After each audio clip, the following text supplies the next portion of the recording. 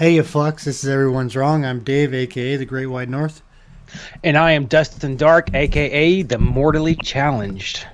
The mortally challenged. What is that? Because you're not dead, or you wanna be dead? Okay, so you didn't grow up on video games, did you? Like No, not sir, really I did playing not. playing, No, playing a lot of sir, games. sir. I played some Street Um, Fighter in the arcade while I was selling okay, weed, but that's about it. and that's about how far it goes for you. All right, fair enough, Yeah, man. yeah. Um, I I grew up playing a lot of games, but Doom is excuse me, Doom is coming out with a brand new game, right? Like however fifth or sixth. Oh, I heard Doom is one there's of a the big first. hubba fucking below Yeah. games. Yeah, yeah. So what it is this is what they're getting in trouble for, man. They made a few jokes in their advertisement Okay, that went out, right? So um they call the demons mortally challenged. okay, Like they call Earth, which is infested by demons and decaying and falling in on itself. They call it the melting pot of the galaxy, okay. Yeah, right? So yeah. so they take a few pot shots and everyone's all upset. It's just going to sell a bunch of copies, Dave. Yes, yeah, of course. Yeah, Here's the yeah, thing. I would not have even heard it was coming out if it wasn't for these fuckers yeah, yeah, yeah, crying. yeah. Because, and here's the thing, man. I don't think I've ever bought the Doom game myself. You know, I played it when other people were buying games for me. I think I'm gonna buy this one. Yeah, If, why if not? if if nothing else, like I want these companies to understand that there's more money in being entertaining than They're funny. They're funny jokes. they are funny jokes. Yeah, Yeah, they yeah. and you know stand up to the. They took over, so now the counterculture is against them. You know, and the counterculture is always cool. You know, whatever it is. And Yeah. we've got to the point where like the kind of punk idea, the like dyed hair and tattoos, that's become so normal, you know. Yes. Yes. And so that the counterculture is going back to you know what it was in the 60s and 70s, this more conservative. But the attack on humor, man, like yeah, fuck those guys. Anyway, man, how have you been, Dave? I'm fucking. I'm pretty awesome, actually. You know, like you know what's really funny is you know how weed's like right around the corner here, like Yeah. legalization. So it's funny to watch the market grow and change as weed's coming in. So I listen to a lot of talk news radio on my way to work and from work because traffic in Ottawa is ridiculous. And there's the stock market broker that's always advertising on there. He's got this 9 point fucking system for energy oil because oil was the major stock, obviously, to buy in Canada and to get into. Well, now he switched to marijuana. So he's got this 9 point marijuana stocks and bonds that you can buy, and it's not just like he and his system is like we're not just going to invest in the growers, we're going to invest in the medical equipment, the privatized stores, and so it's pretty interesting to watch. And prior to this, like the liberal government that got fucking smashed and beaten into not even being a registered party in Ontario anymore, who was in charge in power for 15 years. Now they don't even have 8 seats to make up a fucking legit party. They were going to make it public. So they were going to build weed stores, and their plan was terrible. Like, I think the first year they were only going to build 150 stores for 13 million people. Well, people are still just going to get it from their weed dealer, especially like if you live up north. Like, what the fuck? Where's my store? You know what I mean? So, anyways, the new premier Doug Ford, he's kicking it off to the private sector. I don't know exactly how that's going to look, but because he got into the game so late, we're not actually going to get our brick and mortar weed stores until April 1st, but we'll be able to buy it online as of October 17th in Ontario. But I mean, I live right beside Gatineau. Like, Gatineau and Ottawa are two twin cities basically. So Quebec will have their stores up and going because they didn't get a change in government. But I really like the way Saskatchewan did it. So our friend Brandon, we had this conversation with him on our old show about big business and government sidestepping the small entrepreneur from getting into marijuana, right? Right. Right. So They so have the what capital and infrastructure. Yeah. yeah, so what they did in Saskatchewan was They said anybody can apply for a license, as long as you don't have a criminal record and you fit the category for not being a drug dealer in your past or violent crimes. Anybody can apply for a license. Once everybody's applied for a license, it's going to be a lottery.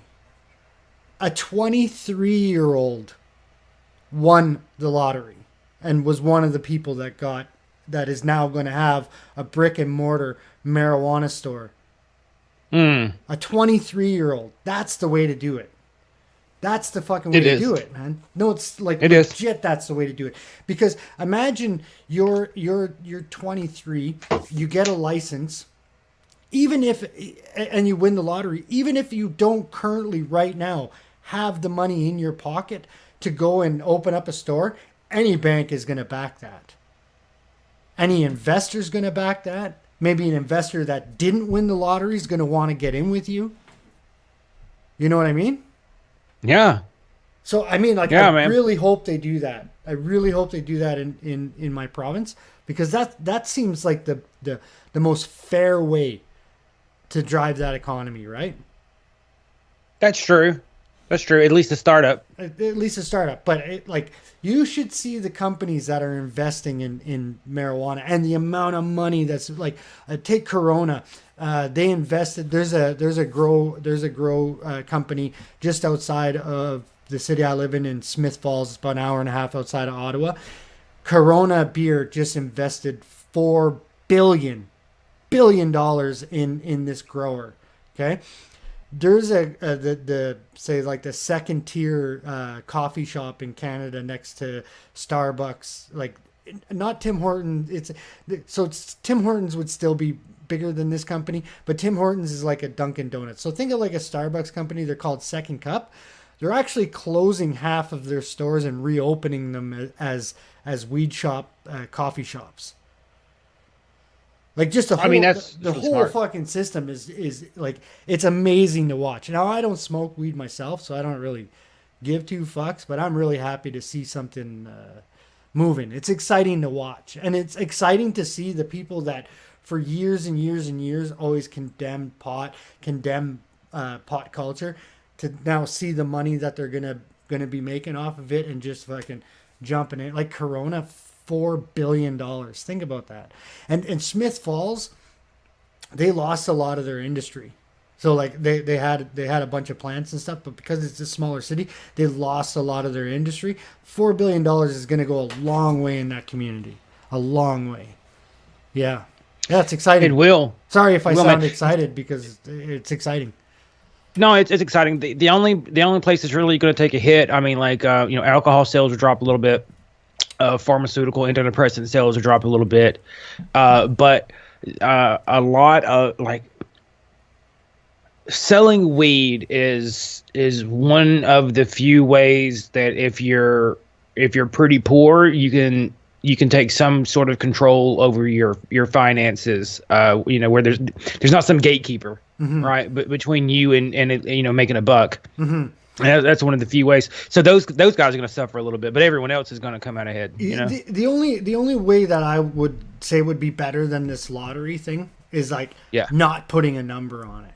I'm just saying, like, if you don't have a criminal record, you can do it. And even if you own a corner store, you can sell weed in a corner store. Like, have a weed section. That would be the only other way that, like, for me personally, the way that I would, like, if I was the government.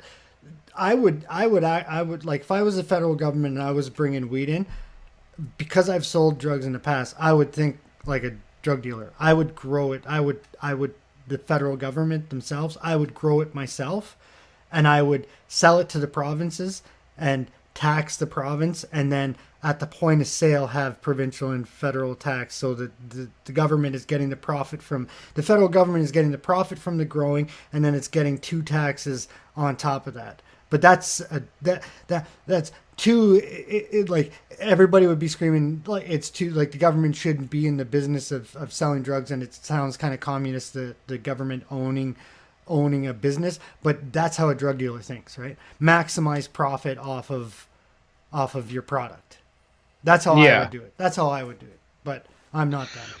Well, if I was Canada, what I would, and I haven't thought about this a lot, but what I'd probably do is anyone that already sells alcohol, has an alcohol license. Yes. What I'd probably do is give them the option up front. Would you like to add, a marijuana license to your store? Yes. And then after that, because those, they're already carding. They already understand, the selling of narcotics. Yes. The problem the problem with that in my province is that the liquor store and the beer store is provincially owned.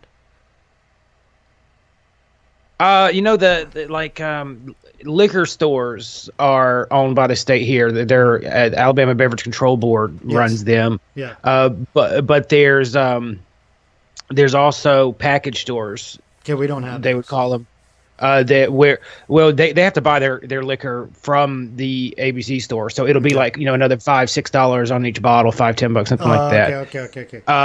But they'll be open all night and such, Yeah. So if it's a Sunday or if it's after 9 p.m., that's where you have to go. Okay.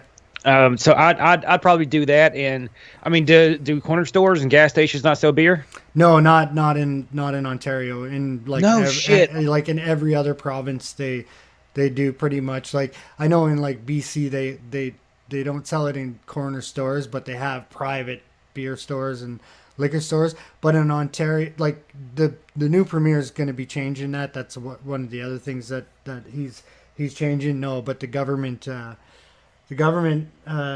called the LCBO, the Liquor Board of Ontario, and then Liquor Control Board of Ontario, and then the beer store is just called the beer store. But that's going to be changing. The other thing that I'm kind of like, so you guys have illegal dispensaries in the States, right? Like the ones that aren't real. Yeah. It's kind of like that. So we have them here too. I don't know if you knew that.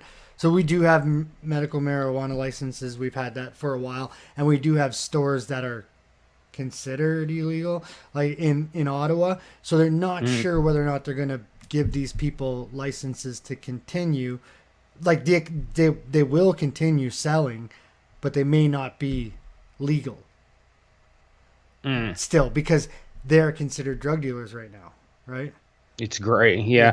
No, that's how California was until very, very recently, and Colorado. Like the feds would come in from time to time and pretty much just rob them. Yeah. They would very rarely arrest them, but they would take all the weed and all their money and leave. And of course, you couldn't put the money in the banks because you're considered an illegal operation. So, they got robbed a lot and things like that. What's funny about those dispensaries is they will not sell to people that don't have medical marijuana cards. Fair enough, man. Like you can't just walk in. You can't just walk in and buy weed in those places. Like it's right. That gives you the gray area. Else you're just a fucking drug dealer. Yeah. Yeah. Exactly. But you had something to talk about. Yeah. Well, I want to tell you, we for anyone listening doesn't know, I work in a garage, like a tech on cars. We just hired a new guy, and he's driving in like a 45-minute drive. Lives a good way of ways, man. We don't make that much money too. I would have hired him just based off where he lives. But anyway, this new mechanic that's coming in slings a rod, Dave, on the way to work. Mm-hmm. You want this guy working on your car? No. It was like the irony of you get a job as a mechanic, you're on the way to work, you haven't put oil in your car, and how long you sling a rod? Yeah. He goes, I'm driving and it starts to make a little noise, and I figure if I just gas it, it'll whatever it is, it'll blow on through. Like, yeah, it blew on through. The fuck rod right through the hood. Fuck. Yeah, dude. It was, and one more thing before we get into it, our listener, our infamous listener, Brooke, asked us to talk about the I don't know the guy's name, but there was this terrorist camp, quote unquote terrorist camp, the goat fucker. The goat fucker out in New Mexico. And I'll tell you what, there was a kidnapping charges of an epileptic child that they're pretty sure they found his remains on the property where they might have tried to exorcise him. Jesus right? So, and the FBI claims that they were training kids to be school shooters. So of course that allegedly it has to go through court and that type of thing. But there are two things that are interesting about this to me. One is that the fucker was released on a signature bond, which means the government trusts you enough to show up to court and that you're not a flight risk. That he didn't even have to put up any money? Didn't even have to put up any money. Not a dime, dude. Left on his name. Now, don't get me wrong, it's like a $10,000 whatever, but that's if you don't show up, they charge it to you. Right? I've been arrested a few times. I was arrested for disorderly conduct when my girlfriend was robbed and she called for help. The police didn't like my attitude and they took me to jail. Right? Mm-hmm. I had to pay $350 to get out of jail that day. All right. I've never gotten a bond. They've always just kept me. Just kept you. Yeah. I forget how much the one was. Like the first time I got arrested for weed. The second time a signature bond got me out. But I can't believe that, man. Terrorism charges. So they call death for, if there's anybody from Canada listening, the equivalency would be a promise to appear. Yeah, there you go. That doesn't make sense to me. And the other end of this, that's weird. They the police went and wrecked the site like today or yesterday. Mm-hmm. They destroyed a lot of evidence and things, man. What the guy did is they dug like an RV into the ground, like halfway. Okay. Yep. And then put a tent up over it, and then put like a little wall of tires surrounding it. That's I saw pictures of that. To make a little compound. Well, they went to pull the RV up today and just wrecked everything, man. They just destroyed it. So that's a lot of people are being very conspiratorial about it. It's weird that the guy's getting out. He should be nearly on his way to Guantanamo if the charges are correct. Now I want him to have a trial and all that, but I feel like we should be taking this more seriously. And if you're taking it seriously, why would you disturb that crime scene? Mm-hmm. So well, just kidnapping alone, if there's child's remains, like this doesn't make any fucking sense. And the other thing is like if that was a right wing, like a militia, and they had a bunch of kids and they were teaching them to fucking shoot up the schools, the internet would be on fire. The fucking media, white male, like that, their heads would explode from saying white male so many fucking times. Like this would be everywhere, and it's hardly anywhere. To be honest with you. I mean, like I got it the next day. How about this? If I didn't spend time on YouTube like I do, listening to the alternative media, I wouldn't have heard a damn thing about it, man. Yeah. It's not even that big on like Facebook and things. I would expect it to be doing a lot better than it is. So I'm really disappointed in the way this is all going. I would like to have more information for Brooke, but it's not there. Yeah, it's not there, and we're waiting on things to come out. And right now, all you can really do is sit and speculate and say like, this is awfully fucky. Well, then he got it, like it's insane that he got like what judge was this? Was it? Like, some New Mexico judge, man. I don't know the person's name, but what's up with New Mexico? Tell me about New Mexico a little bit. What is it government like? Are they Republican? Are they Democrat? Hippie, fucking California-ish, or? I actually don't know that much about New Mexico's like politics. I'm pretty sure they went red in the last election, but they're somewhat of a swing state. I think it's not like us where you're guaranteed to go one way or the other.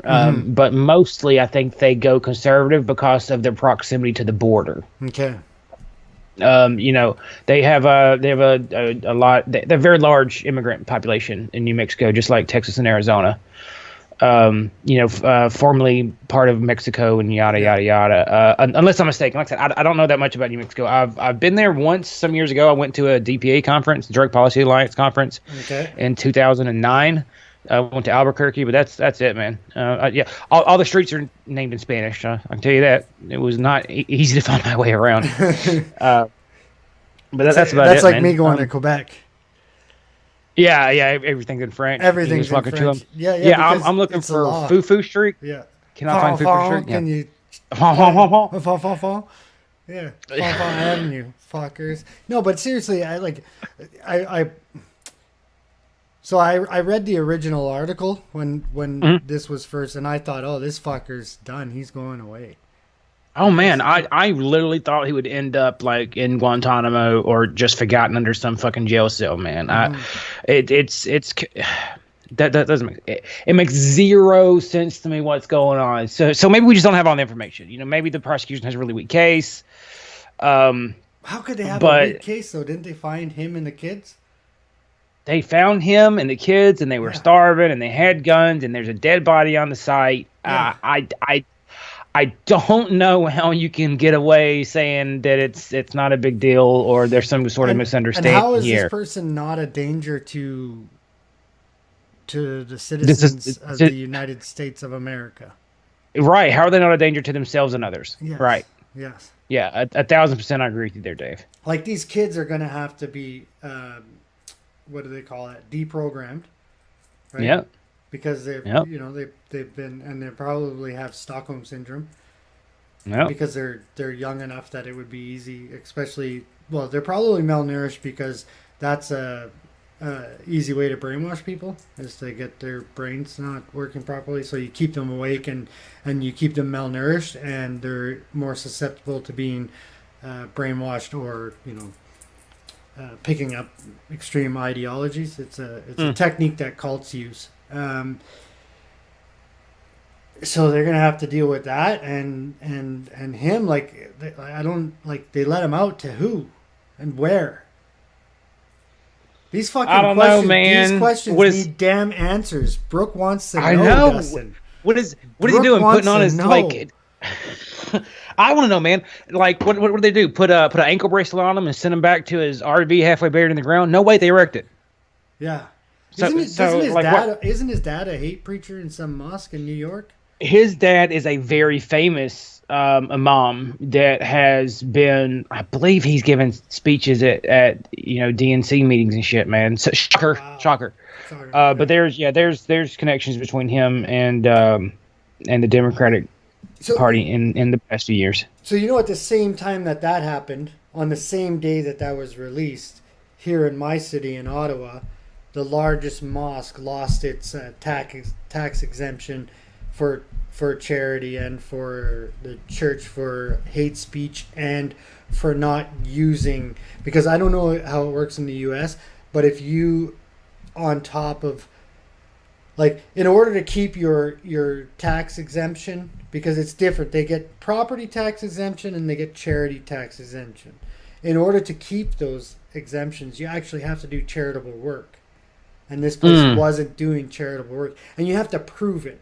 Like, Revenue Canada does look at the books and will make you prove it. So hate preaching and not doing charitable works will get you fucking dusted here. And it's a big mosque. It's right beside where Rain goes for his behavioral therapy. Oh shit, man! Like right beside it. I'll take a picture of it next time I'm there and send it to you. Man, I don't even know if there's a mosque in my state. Like, I assume there is. Well, there must like. Is there a city in your state with 1 million people? I assume, you know, Birmingham, So then there's Bessemer. a mosque. Then there's a mosque. Okay. I would assume. I mean, we don't have that much more of a Muslim population than you. We're at 2%. You're at 1%.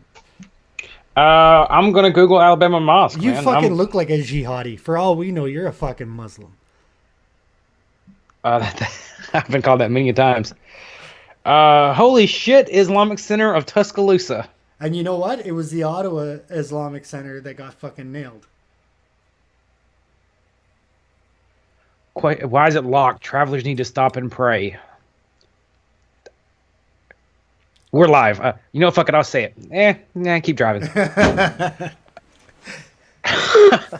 No, man, it's a mile away. It's right by the stadium. But if you're ever in the need to buy a goat, you know exactly where to go. Or explosives. They're it'll be a bit worn out. The goat will be a bit worn out, but you may be able to get it on the cheap. Look, man. I could probably convince them that I'm one of them too. I got some beers, man. Like, you know, just walk in there, shamalam a ding dong or whatever the fuck they say, and you'll get right in. That's exactly what I'm going to do. I'm going to walk in and I'm going to say Shamalama Ding Dong, Yeah. right? Yeah. And then I'm going to say Muhammad, penis be upon him, has sent me. Yeah. Yeah. Durka Durka Jihad Durka. We're gonna Durka get Durka fucking. Jihad. This is gonna get Yeah. pulled. No, I'm going to watch this. And then we'll go, so where's the goats, guys? Yeah, where's the Get goats? on it, man. Yeah. I brought my KY. Fuck. Huh? Shit, though. We're talking over each other. What? They'll present you with a fucking garbage bag. Hey, Mike, man, who knows? No, it's the goats. I want the goats, not the women. Oh, I missed that. I didn't get the joke quite at first. That's why I was like. That's why I had to beat it into your fucking head. That's great. That's so great. you don't garbage. How about an umbrella? Would you like an umbrella? Yeah. Like a folded beach umbrella. Exactly. Yeah, that's what it looked like. All right. What is it? Nigel Farage just got in trouble in England for saying they look like letterboxes, like public mailboxes. We just send shit out. They kind of do, though. Yeah. Well, there's that great meme that was like, thought I was talking to some Muslim women, and I realized it was just a patio furniture set. Yeah. It's great. Anyway, man, you wanna get into the first segment here? Let's do the show proper. Do the show proper. All right. Yeah. You want to go into your segment first or mine? Let's do yours. All right.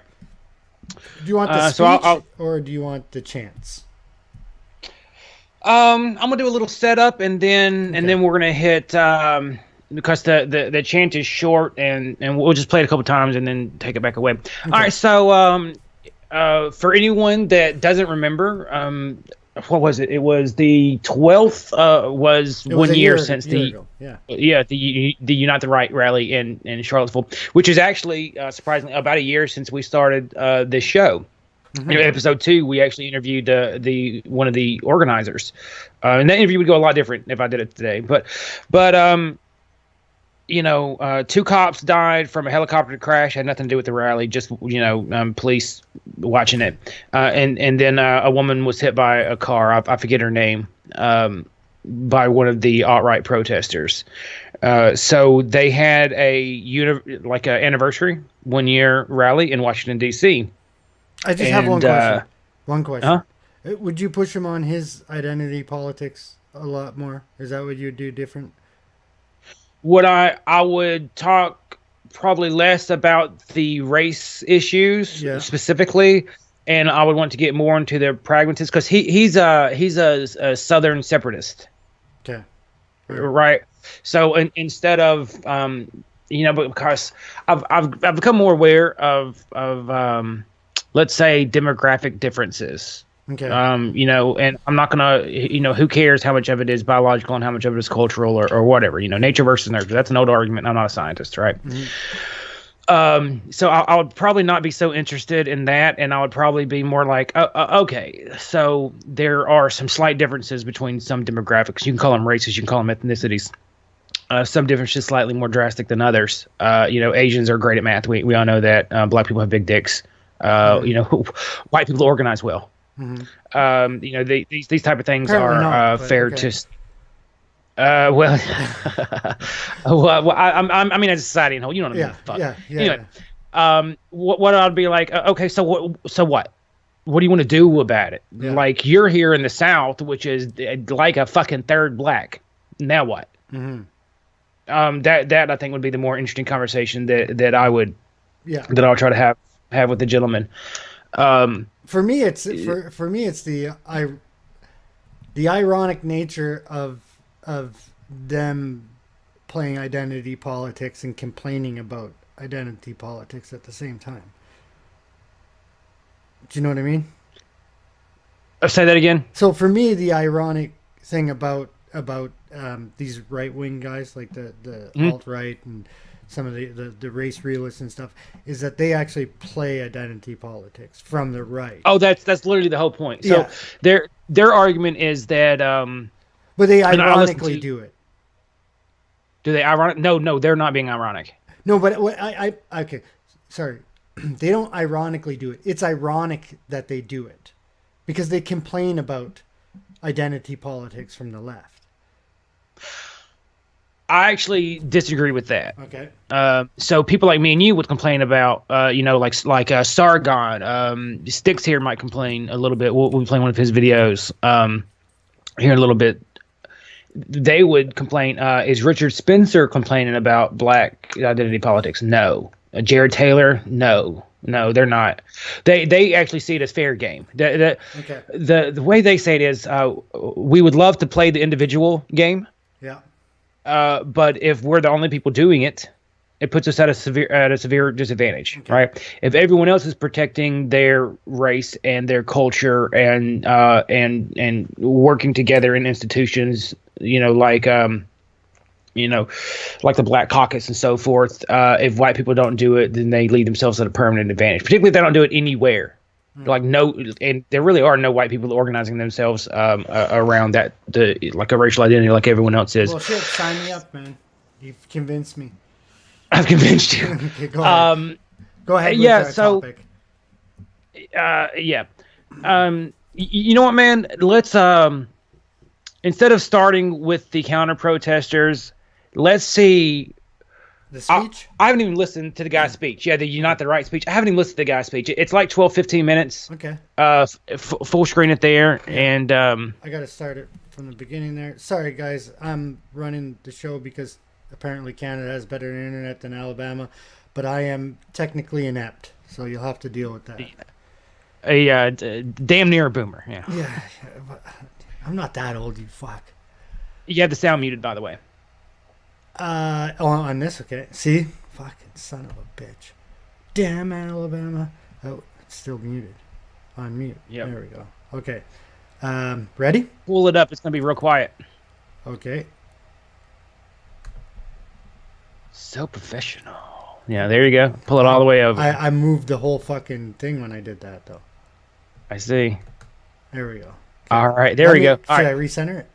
Nah, dude, just bam. Play, man. Let's see what the fuck has to say. Speech rights and by proxy the free speech rights of all Americans.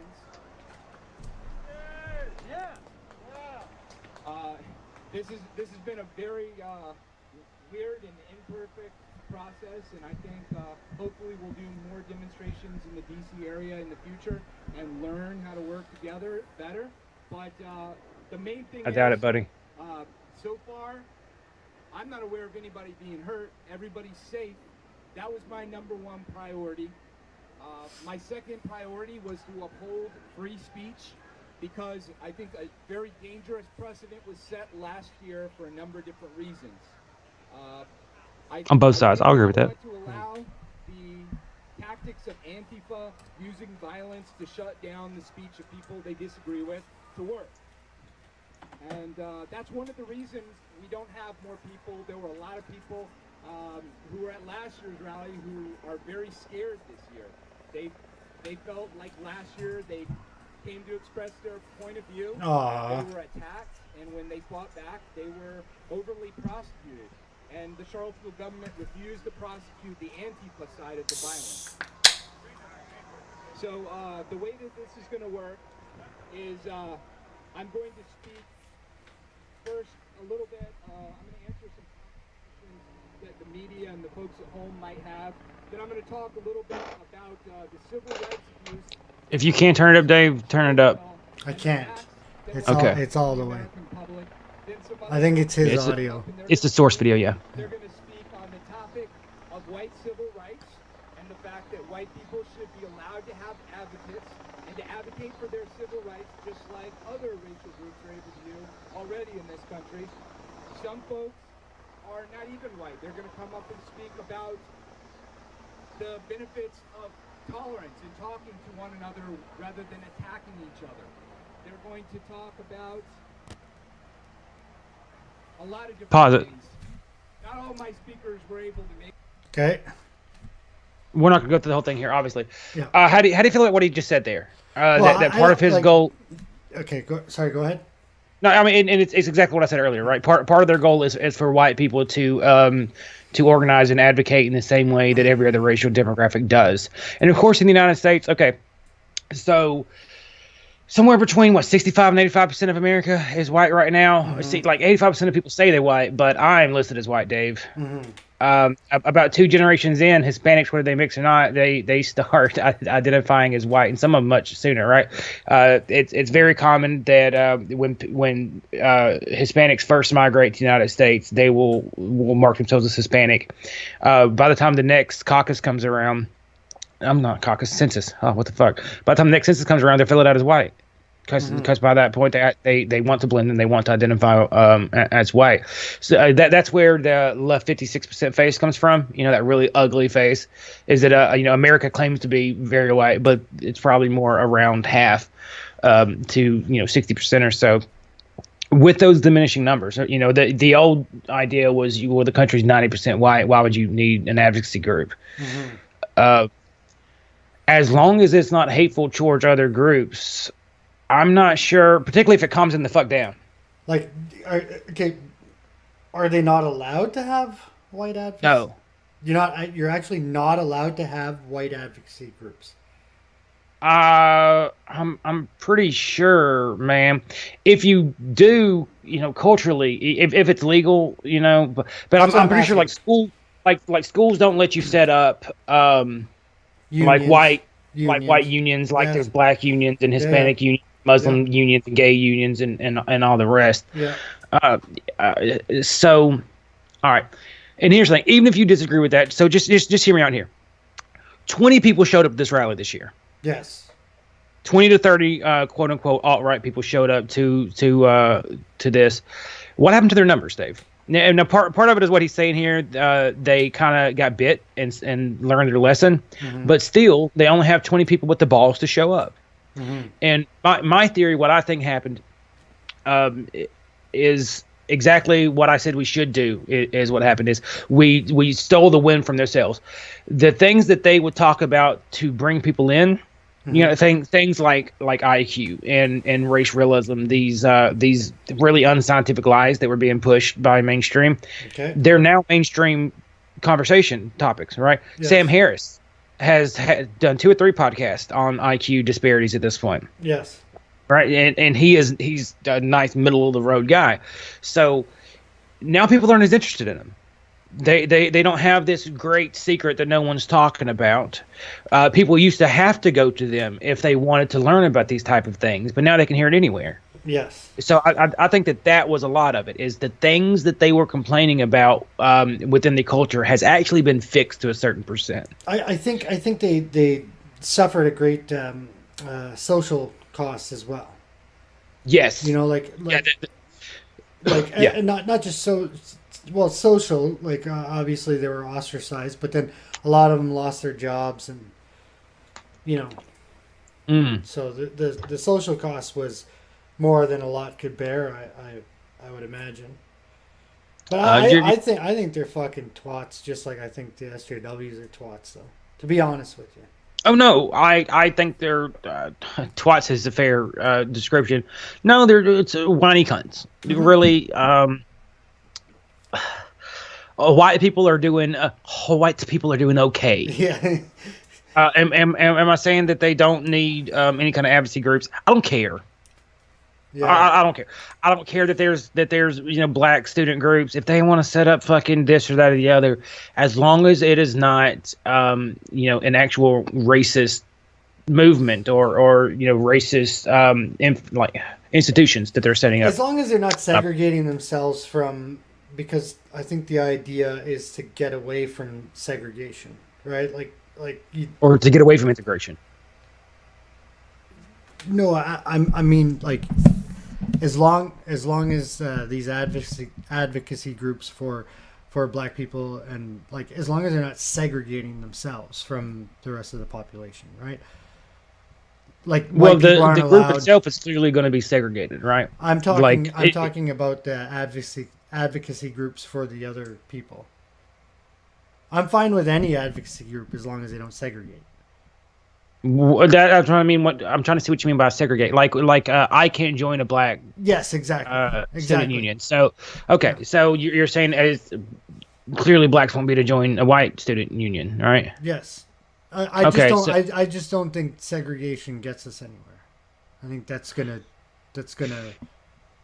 put us further apart. Well, it's not like the segregation goes out elsewhere in life. And if you have a problem with, okay, then do you have a problem with the black student groups then? Because they are segregated. Would you like to end them? Okay, but no. Here's the thing. I think student groups is one thing. Government run advocacy groups is what I'm talking about. Oh, okay. No. I don't want. Well, I want the government to stay out of all of this. Yeah, I think people can have their own social groups, whatever they want to do. My personal desire would be for government to actually ignore the issue of race unless there's some sort of actual problem. You know, like I think it should be inconsequential, right? You know how you guys have. Sorry for interrupting. No, go on. You guys have your stats in the U.S. and all your crime stats are done by race and everything's done by race. If you look at the crime stats for Canada, we don't do that. They don't calculate it by race. They just say this crime was committed. So, let me tell you why I don't like that. Mm-hmm. Without that information, it would be pretty damn well impossible to debunk like Black Lives Matter type of rhetoric, yes. Where we're being disproportionately shot. Well, you're committing disproportionate crimes. Yeah. So that may have something to do with it, and we wouldn't know that if that information wasn't kept up with. Sure. And it actually causes a lot of paranoia. A lot of European countries are like you guys. Yeah. You guys are much more European than we are, obviously. Yes. With your queen being in the UK right now. Sure. It makes their people paranoid. Why aren't you keeping track of these things? Why you're letting in these demographic groups, and then we don't get to find out what they're doing once they get here? I guess because they just want to. I guess Canadian is Canadian, Canadian, right? So I think like they track it by male and female, by gender, but they don't do it by. But they do. So, like, you can get the information, though. The government doesn't track it, but you can get it from third-party sources. Oh, okay. As long as the information is out there, but that's what matters to me. You can get the information. I get it from the FBI, here, but I see what you're saying. All right, well, let's watch this a little bit more. And okay. I'll say real quick before we get into this. Yes, I know that what we're watching right now is their public presentable face, right? This is basically propaganda for their movement. But we're going to compare it to what is essentially propaganda from the other side. So I just want to say, I think it's a fair comparison to see this isn't what does each side think. This is what is each side willing to put out into the public. And there's a stark difference. Let's get back to this guy. Okay. They should have got somebody with a sense of humor, but okay. Yeah. Which is Jason Kessler, by the way. Yeah. Okay. Here today, unfortunately. Let me just tell you guys a little bit about the day I've had, which was kind of crazy. First of all, I had people attacking me left, right, and center. And we had a guy who was going to clearly not physically. Bus for us, and we didn't know who that guy was, evidently, because we showed up and he wasn't there. There were a lot of sketchy characters there. So we ended up getting to the train station a little bit early. And we weren't told by law enforcement previously that as soon as I arrived, we had to go. So I apologize if people got left behind. We were supposed to have the train station open from 2 to 3. Okay, come on. People may have traveled. Yeah, skip ahead a little bit. Left behind. There you go. That is going on in the United States. There we are. People are being guilted for slavery and war and all these things that every racial group on the planet is engaged in, but they're saying tear down Robert E. Lee and tear down Thomas Jefferson. They're not saying tear down the Great Wall of China, which was built with slave labor. They're not saying tear down the Mayan and Aztec pyramids, which were built with slave labor.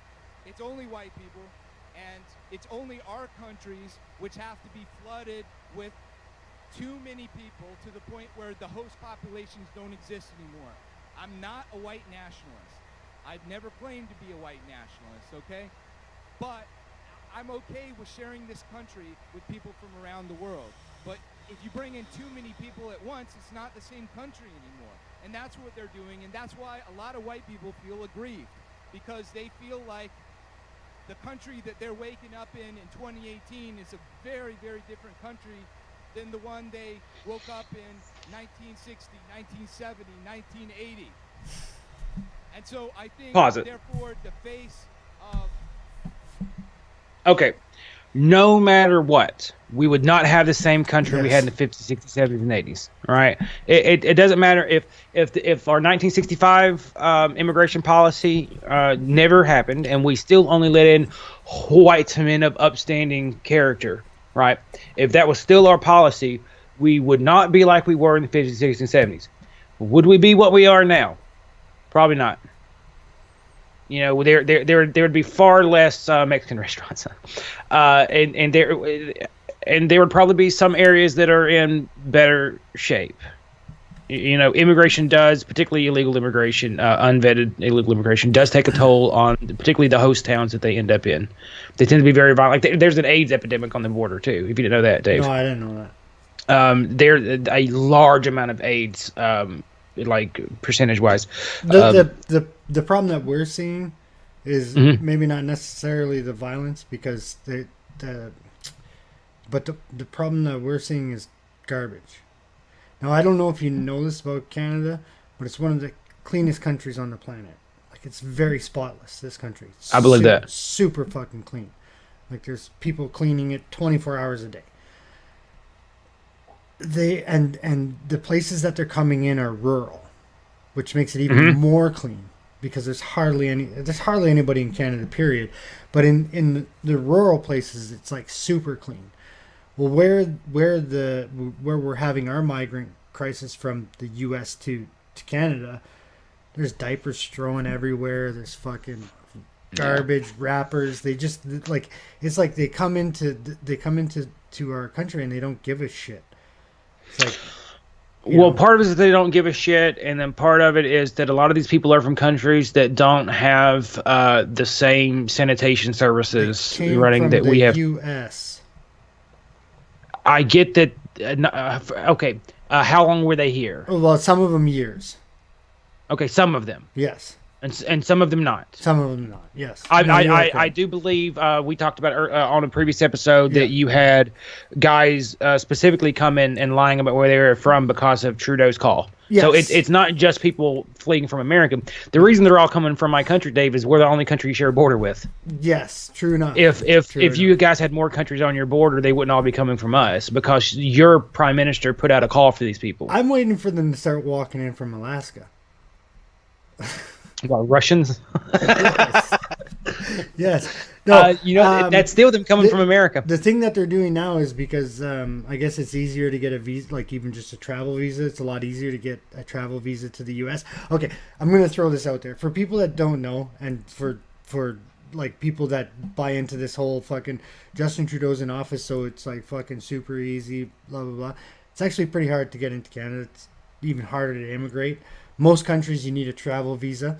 The travel visa to the U.S. is easier to get than it is into Canada. So we're having a big problem with Africans getting a travel visa to the U.S., traveling to the U.S., and then crossing into Canada. That's the issue right now. Last year was Mexicans pretending to be Syrians.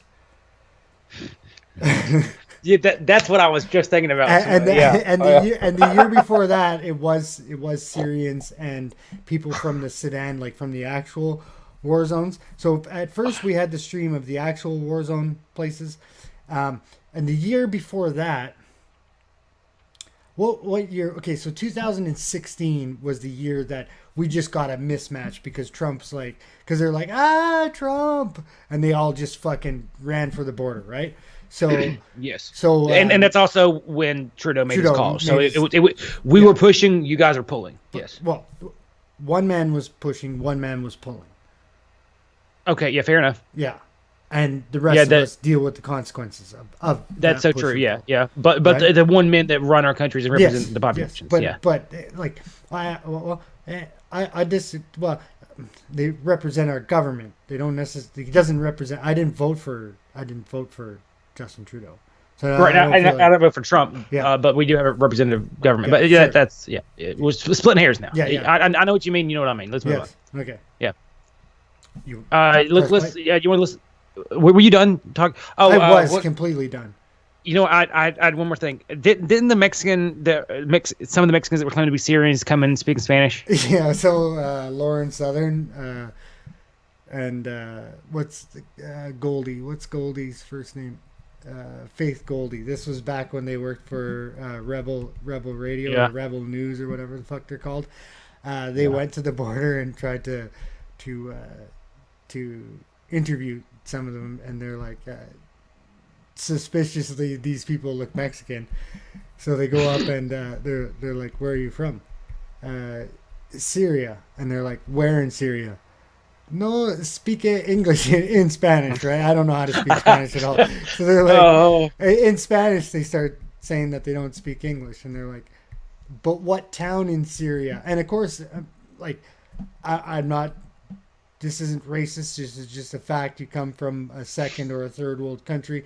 I'm sure geography is not, especially if you're desperate to move to a first world country, geography is not going to be high on your list of priorities or education.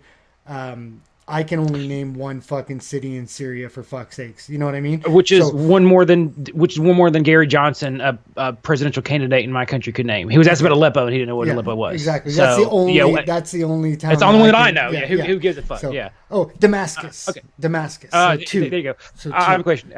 Did they at least have enough sense to ask where the goats are in Spanish? No, they did No, not. okay. But All right. they would have. Yes. All right. Lauren would have pointed at Goldie. Anyway. Moving on, right. sir. Yeah, let's listen to this guy a little bit more. He just hit the hook of their propaganda, which is that white people are being replaced demographically throughout the West. So listen a little more, and then we'll cut it. Is very different than it was in the past. A lot of folks are deliberately misconstruing white identity politics today as something that's endorsing the KKK or neo-Nazis. And I think, in fact, there are a lot of people in the alt-right who are encouraging that by trying to be these cartoon Nazis and deliberately stupid and hateful.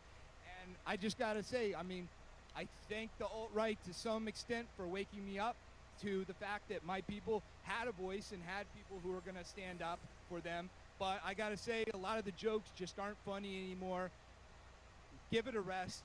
We got to be honest. We got to be sincere. There is a way forward to help white folks, but we cannot be associating with hate or violence or oppression. Now, I'll tell you, if these guys had any sense, they would put this guy towards the front. Do a demonstration for that Robert E. Lee statue. I invited a lot of people from across the alt-right, alt-light, Trump supporters, American heritage supporters. A lot of folks were scared to come and be associated with some of the more extreme speakers like Richard Spencer. All right, so it ended up becoming a more extreme event than I had intended. But nevertheless, even if some people have ideas which were offensive at that rally, the vast majority of people on my side were nonviolent. And I think even the other side, even though they came prepared to use violence to shut down the first Unite the Right rally, they would have been nonviolent too if law enforcement had done what it was supposed to do. What we were dealing with was a city where the... All right. That's enough of this. That's enough of this. Okay. He hit the propaganda point. So that's what they're putting out, man. And there's go on. I don't get. I get that he's saying that he's like, oh, fucking kumbaya, my lord. But they invited those people. Like, yes. They associated themselves with Nazis, with the alt-right. And I mean, like, everybody, I believe in free speech. You know that. That doesn't mean I'm going to invite a fucking Nazi to come speak in my home. Or yes. to some fucking gathering. Like, I'm just, it's not like this is a bit like fucking picking a fight with a fucking big guy, him punching you out and then being like, oh, you know what I mean? Like, it's just, Yes. Well, the whole point, you know why it's called Unite the Right is their idea was that the neo-libs and the rising progressive movement were working in unison despite their differences, and that if the right wants to compete, they need to do the exact same thing. Okay, but So what he's saying now? Let me finish. What he's saying now is in direct contrast. It's the exact opposite of the meaning behind the name of the rally that he's talking about. yes. So that's ironic to me. But I think a lot of it they learn their lesson. But here's the thing: if you can't get but 20 or 30 guys to show up at an event, you don't really have a movement, do you? No, you don't. No. You have some jackasses hanging out online talking shit. I think they have an internet culture. That's for sure. Well, yeah, they have a significant internet culture, but so do incels. Sure. Which for anyone listening is people that can't get laid. So I'm done with this video, man. All right. So you want to go to Antifa Chance death? Chance, the Unite the Right. It's not letting me get into pause. That's fine. Just let it play. Okay.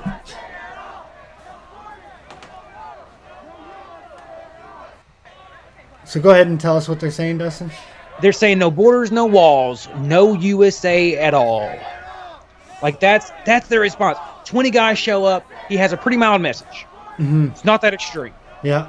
And they're calling for the end of the fucking country. And when this is the contrast that you're coming with, the alt-right is going to start, if they continue to put forward that face, we're just trying to be reasonable, we're just trying to have a conversation, we're just trying to talk about some problems that matter to our demographics, and they don't invite in the Nazis and the KKK and this shit, I don't see how anyone can be on the side of these guys, any American. Like, how are you calling for the end of America? Well, here's the other thing, too, is like, do you know what sorry, folks, that was my big fat dog. Do you know what happens at the end of America? Putin takes over. They're not a communist country anymore. They're fascist right-wing country now. Basically fascist. Right. They have a dictator. He's not a real president. That's like a tin pot president. They have elections, but they're corrupt, and they had a prime minister, but Putin decided to make himself president forever. So there's absolutely going to be a conflict if and when America dissolves, because there's too many resources here and there's too much power here, and the borders are going to be disputed. Okay, like Colorado is going to want a piece of California. It's and so forth and so forth and so forth. We already, like Alabama argues with Georgia all the time over water rights, and we go and we settle it in court. Well, when that court's gone, what do we do? Yeah, you get back to it. I don't even mean just inside of America. I mean, like, on the world stage. Yeah. They're right. As we kill each other, Russia becomes us. Yes, and China also. Yeah. China and Russia probably split the planet in half. China will become Canada, and Russia will become the United States. Sure, they'll just move right in. Yeah, and the reason I believe that is that Russia has a foot in both oceans. Yes. They have access. Don't get me wrong. Their western access to the Atlantic Ocean through the Baltic Sea, or, the Black Sea, something like that. Now, I'm not the best at geography, guys. I forget the name of it. That freezes up over the winter, but they stretch all the way to the Pacific Ocean. Yes. So if they finish developing and lay a better, if they can better ship things across Siberia, then they can absolutely become a very strong economic power, trading power, and be able to project their military in a very competent way. In fact, it is this foot in each ocean that gives the United States this large advantage that no one else has. Coupled with our large economy. Yes. And of course, if we're falling, they will rise, as particularly as they supply people like Germany with oil and gas. then they will really become a center of power. So Russia takes over, we're killing each other. You're not going to get what you want out of it, man. You're not going to get some fucking communist paradise. You're going to get death, and you're going to get starvation, you're going to get suffering, and then you're going to have an actual dictator running the world. Yes. That's what's going to happen. Or even worse, a fascist dictator will step in the U.S. and right, just to hold things together. Yeah, just to hold things together. Yeah. I could see like the Congress writing in fucking President or dictator Trump just to try to hold things together, right? You know, like let's suspend our constitutional rights, like no more right to assembly, no more right to free speech, because the country's starting to fall apart because people are exercising those rights, and it's become too much of a risk to the sovereignty of the United States. So we're gonna scale back those rights and fucking shut you guys up. Yeah. Okay, so AJ plus Al Jazeera English also put out a video about this called "Outnumbering White Supremacists." I want to give that a play too. It's very fast, and that's where these clips on the right come from. Yeah. Those two pictures. Okay. So click on that. Yep. Every day to exist. And when folks have the leisure to take a vacation to spread their hate in my hometown, I have to stop and take a moment and address that accordingly.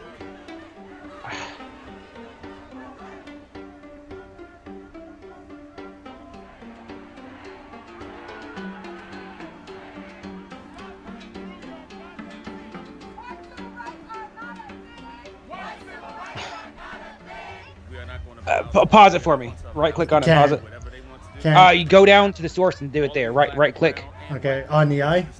No. On the where it says outnumbering white nationalists. Oh, okay. Oh, right click. Oh yeah, okay, I get it. Pause it. Okay. And then bring it back about halfway to where it is. Okay, that's fine. Yeah. What they said there was white civil rights are not a thing. Yeah, that doesn't. Do you remember what that guy was just saying? Yeah. Can you play into someone's hand any harder? No, you really can't. And civil rights, do they not like the word civil? Do they not understand what that word like it just like civilian, like? Well, the word is human right. Yeah. I don't think they even understand that, but all human rights are universal.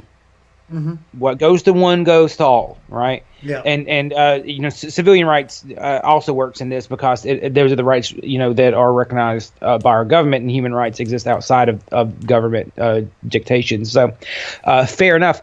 But is there any better way to tell people that they need to organize than to go out in the street and chant that you don't have rights?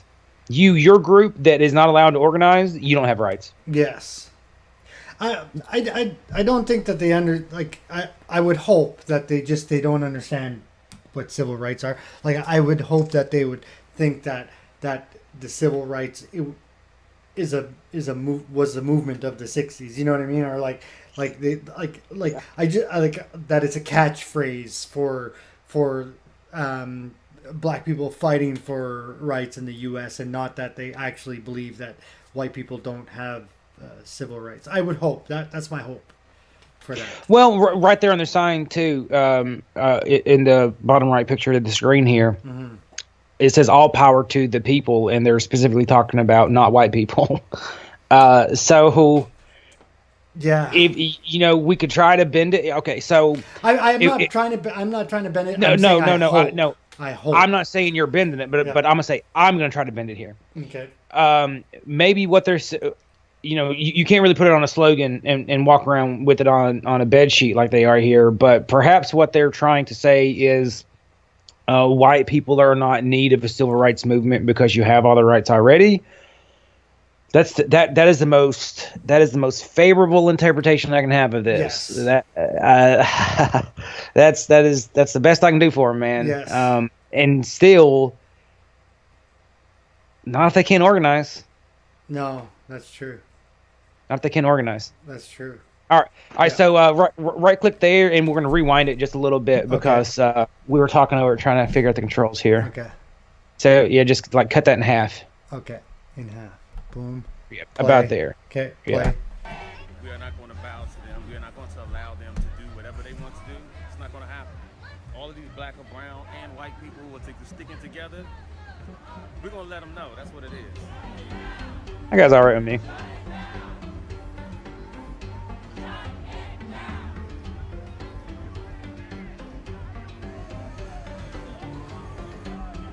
There's a lot of love left. No matter how much hate is pushed towards us every day, no matter how we have to live in fear, no matter how hard it is to thrive and strive in our identities and exist, we still have some love left. And that's going to be what's going to save us.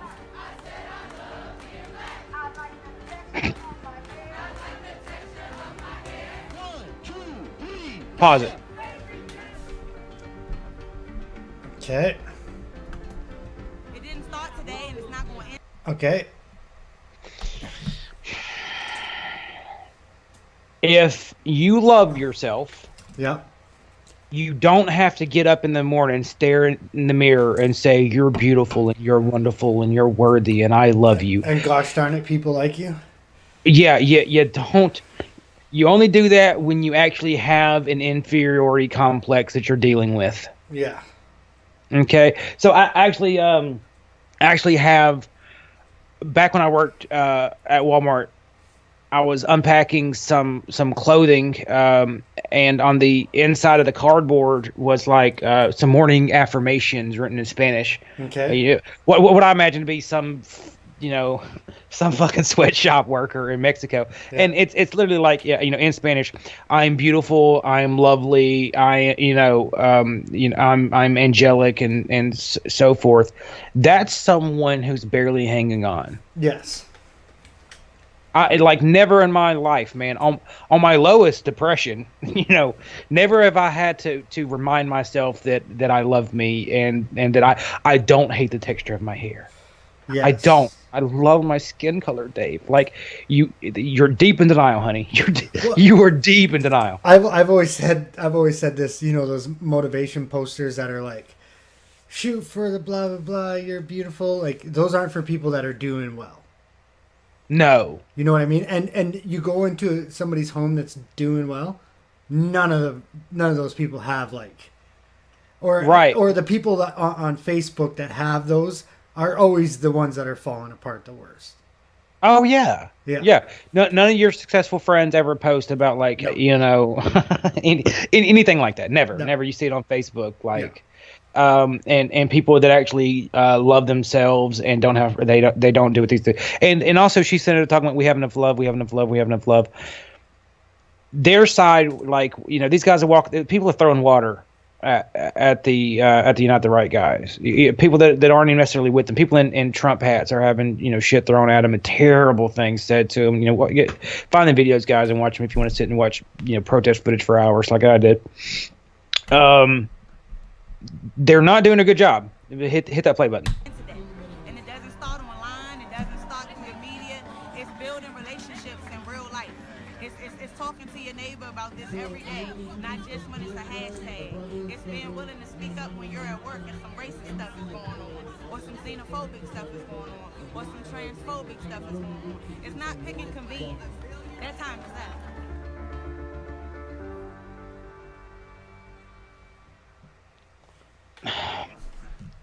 And by the way, Al Jazeera Plus is Qatari funded, so they're funded by an Islamic government that has slaves. Yes. Okay, so I'd like to say real quick, fuck yourself, AJ. Like Al Jazeera, you can fuck yourself complaining about America and their civil rights when they invite in Indian workers and then they take their passports so they can't fucking leave, Dave. And they do it in mass, hundreds of thousands, if not more. All of those these Islamic countries do it there. The United Emirates and fucking Saudi Arabia, like all the ones that have money do it. Right. So all they're trying to do here is sow division. Yes. All they're trying to do is sow division. And another thing that I'll throw in here real quick, Twitter has ruined protest, man. And now it's just about like what is some fucking witty tweet I can put on a fucking placard and walk around, like make tiki torches not political again. Fucking eat a dick. All right, that's pretty much all I have for this segment. You have anything to add? I don't have anything to add other than I don't have Jason's music from when everything crashed. For the Oh break. no! All right, I'm gonna talk a little bit more if you just want to take the time to pull that up, man. Okay. This is what I would say. We started this show, and part of the premise was that there is a growing right wing and a growing left wing extremist movement, not just in the United States, but across the Western world. Extremes of those. Yes, extremes of the left and extremes of the right, and that they were kind of feeding off of each other. But what we're actually starting to is it lost state of mind? Yes. Okay. The right seems to be losing. Like they're somewhat winning a culture war ish. They're winning a portion of the culture war. But when you look at the actual power that the kind of Marxist wing of the Democratic Party is getting, it's pretty staggering to me, man. They have the college institutions, most of them. They have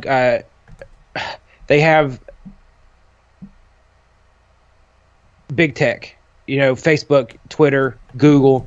The modern form of communication is absolutely in their hands, And by the way, Gavin McInnes has been kicked off of Twitter, and founder of the Proud Boys, which is basically like a modern day, Elks Lounge.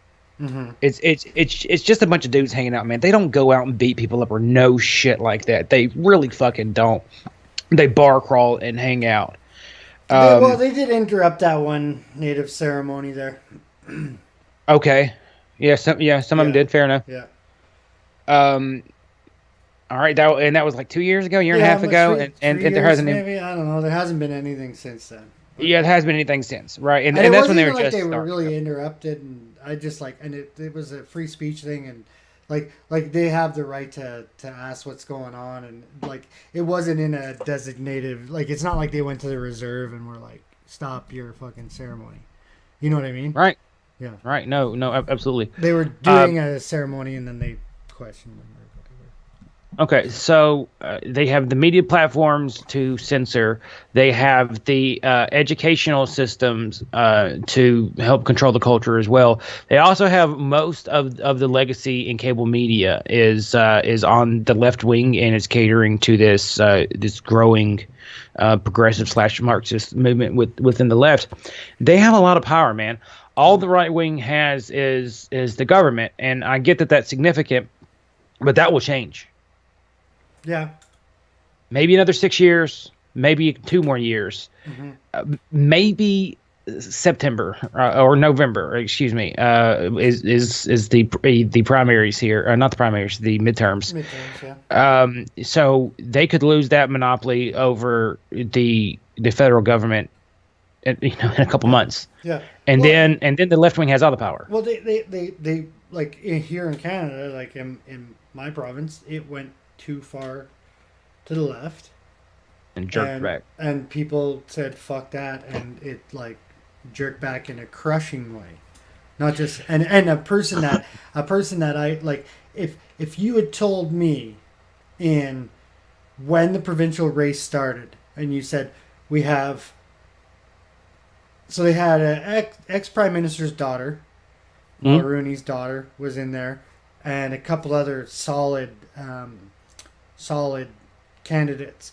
If you had told me 6 months ago that the populace is going to win the race, I would not believe you, right? The right wing populace is not going to win this race. No way. And that's just to get the leadership. But then that's what we said. To win the province, I'm like, no. This is Ontario. He's never gonna win. And not only did he win, but the Liberal Party is not even an official party in Ontario anymore. They don't have the seats.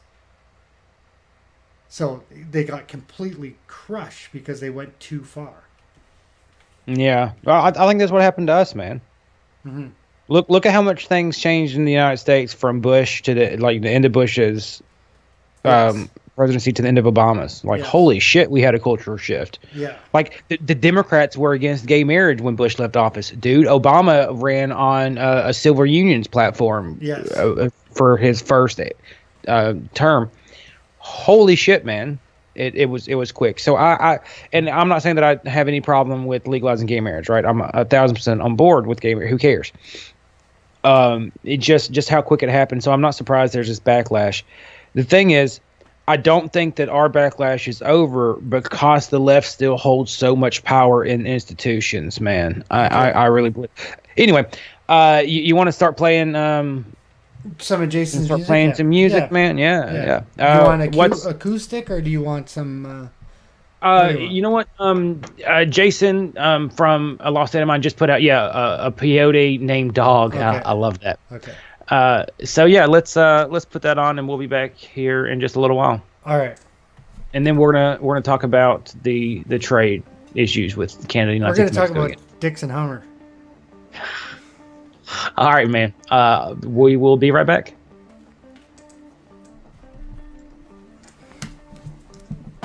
Hey, Dave, try turning up the volume on your entire computer too.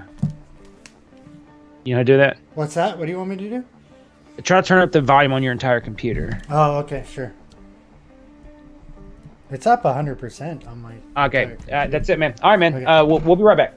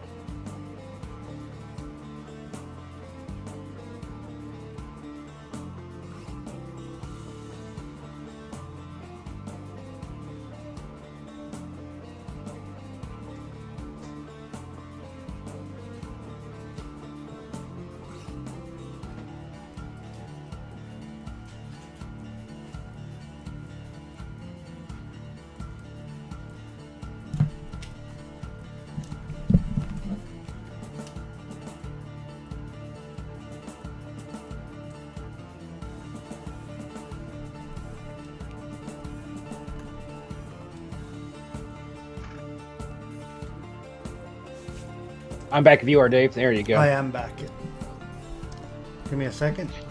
That's fine. You want to hear a terrible joke I just saw on Facebook? Sure. All right. Here we go. How much din would a dindu do if a dindu didn't do nothing? I don't know. Nothing. All right. That's so wrong. We already get shut down, Dave. As soon as anyone starts watching, it's over. I would agree. They're signed. The white civil rights are not a thing. The more logical statement would be whites not having civil rights is not a thing. Right. Or you already have your civil rights. Mm-hmm. Yeah, something like that. Yeah, Mm-hmm. you could slogan it. No, they're trying to be provocative. Let's be honest. They're trying to be provocative, and they said exactly what they meant to say. Yes. They said exactly what they meant to say. Yeah. We're being too kind, Dave. No, your video's at the very top. There you called is, it right Sticks there. and Hammers. Yeah. Okay. So for anyone that doesn't know who Styxhexenhammer is, he is he has been doing commentary on the internet since pretty much the modern social media platforms have been around. Right. He's been on YouTube since I think 2006, 2007. Oh, really? Yeah, oh yeah. He has a very large subscriber count. He still gets a lot of them coming back for views. Puts out 3 or 4 videos every day, mostly political analysis. He also talks about like occult things and hauntings. Like he's written books about the occult. Kind of where pagan meets Christianity. Sure. And that type of thing. So that's who he is. So I'm taking on a big fish, is what you're saying. You taking on a big fish. I mean, the guy has a following, man. I'm just letting anyone that doesn't know who he is. Because here's the thing: you can be a big fish on the internet, and still most people don't know who you are, because that's just the nature of the internet. Yes. If you get 1 million people, well, that's global. So that's not even 1 out of 300 people in the United States. Yeah. Yeah, and you could be a big fish and still be fucking wrong. Yes, which he is wrong in this video. Yes. And if anyone caught the Sargon of Akkad Richard Spencer debate on Warski Live, we did 2 episodes on it some while ago. Styxhexenhammer was probably the most reasonable guy in that conversation. That's where I first heard of him, and that's when I started listening to him. And I actually have a fair amount of respect for the guy on a lot of what he says, but he just swung and missed on the trade deal here, man. Mm-hmm. And on Trudeau, and on the vagina too. Yeah. Oh yeah. There's a swing and a miss on the vagina as well. Yeah. Like I said in the last episode, Trudeau's a strange guy. It's Trudeau is a strange guy. yeah. It's hard to get a beat on him. I'll explain after. Yeah. Yeah. You will. Yeah. So Styx here, he's not. He's more of a libertarian than right wing exactly. You froze. How about You froze for a second there. I said he has like a Trumpster, like loves Trump's, believes that he's the future of American populism. Oh, so that's what's going on there. Okay. Yeah. Now it makes sense. Yeah. And of course, his audience is, so he's going to cater to that. And I think that's what this video is cater Oh, to his good, audience. because now we're gonna get bombarded with trumpets. Okay, right on. Maybe. I'm good. Let's go. All right, Ready? let's do it. Okay. Yeah. Uh-oh, it's just been running, dude. Oh, I'll put it back to the beginning. No. That's a different video altogether. Oh, you mean it's just been running. Okay, okay. So take out Dix and Hummers, like remove source, Okay. add source, HTML. You know what to do. Remove. Okay. And then Add. Yeah. And that, but I gotta open up Facebook again. Maybe you still have it saved, or no, you wouldn't. No, I wouldn't. So drop that ball, guys. Hey. Well, that's my ineptitude of technology. And my dog is making all kinds of noise over there. Sorry, guys. I apologize for that. I sent it to you again, so it should be at the bottom. Okay. Okay, Humphrey, go lay down. I'm gonna make him not. Is it in Hey Guys or is it in regular? It's where I sent it to you directly. Okay. You were looking at it. That's it right there. Okay.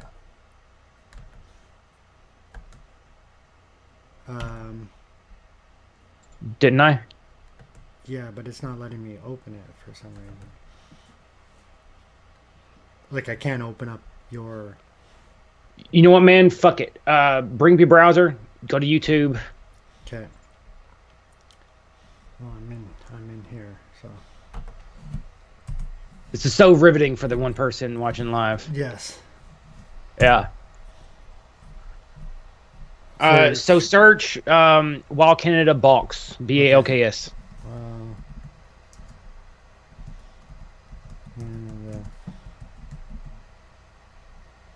BOLKS? BALKS, yeah. That should turn it up. Yes. Enter. You put well instead of while, but that's fine. Okay.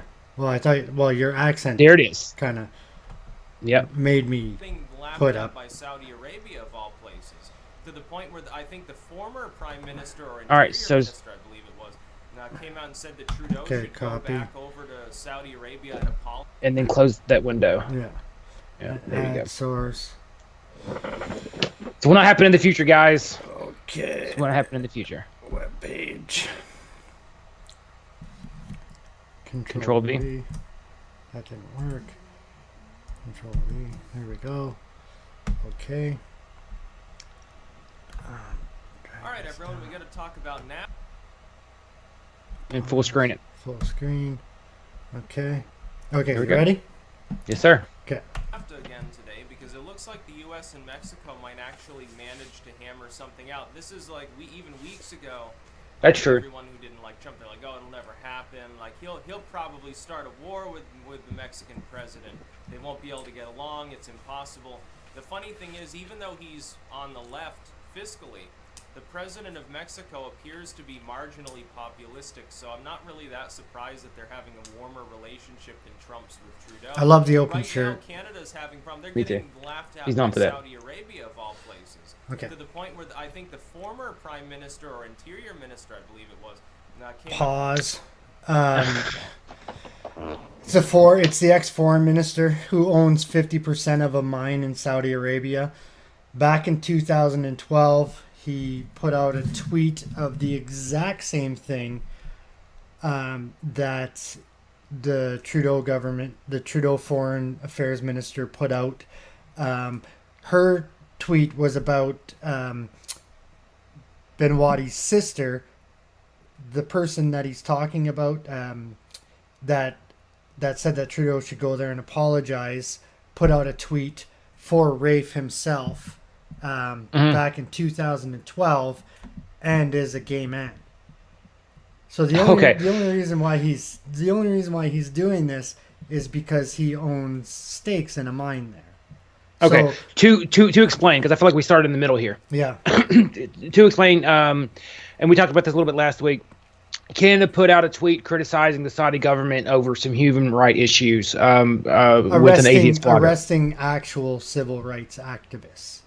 Right. So they rightfully criticized Saudi Arabia for human rights abuse, and Saudi Arabia responded with a terrorist threat. Yes. A 9/11 style terrorist threat over Twitter. Trudeau stood up to him, and this guy, what's his name again? The old foreign affairs minister. Yeah. Hang on 1 second. Who cares what his name is? Yeah. The former foreign affairs minister who has business interests in Saudi Arabia, who is a gay man that would be killed by the Saudi Arabian government if he lived there. This coward actually said that Trudeau should go and apologize. Yeah, he said he should go and present himself in front of the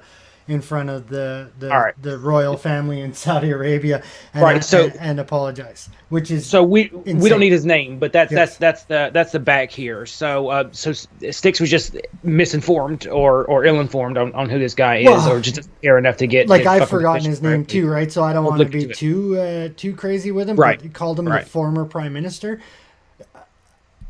Foreign minister, I think he said. No, he said Maybe. no. I thought he said the former prime minister. That's what he said. The former prime minister or the interior minister. Yeah, is that is what what he said. is what he said. Stephen Harper would rather tear out his own lungs than apologize to an Islamic country. I promise you that.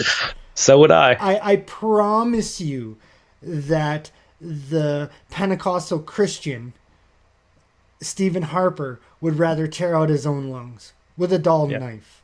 Yeah. By the way, look at his background there. That bit shoot in the bottom left corner. That's because he's one of the top creators on BitChute. And in the top right corner, they send that to you when you get 100,000 YouTube subscribers. Okay, perfect. Okay. The tweet that he put out in 2012 said basically the exact same thing.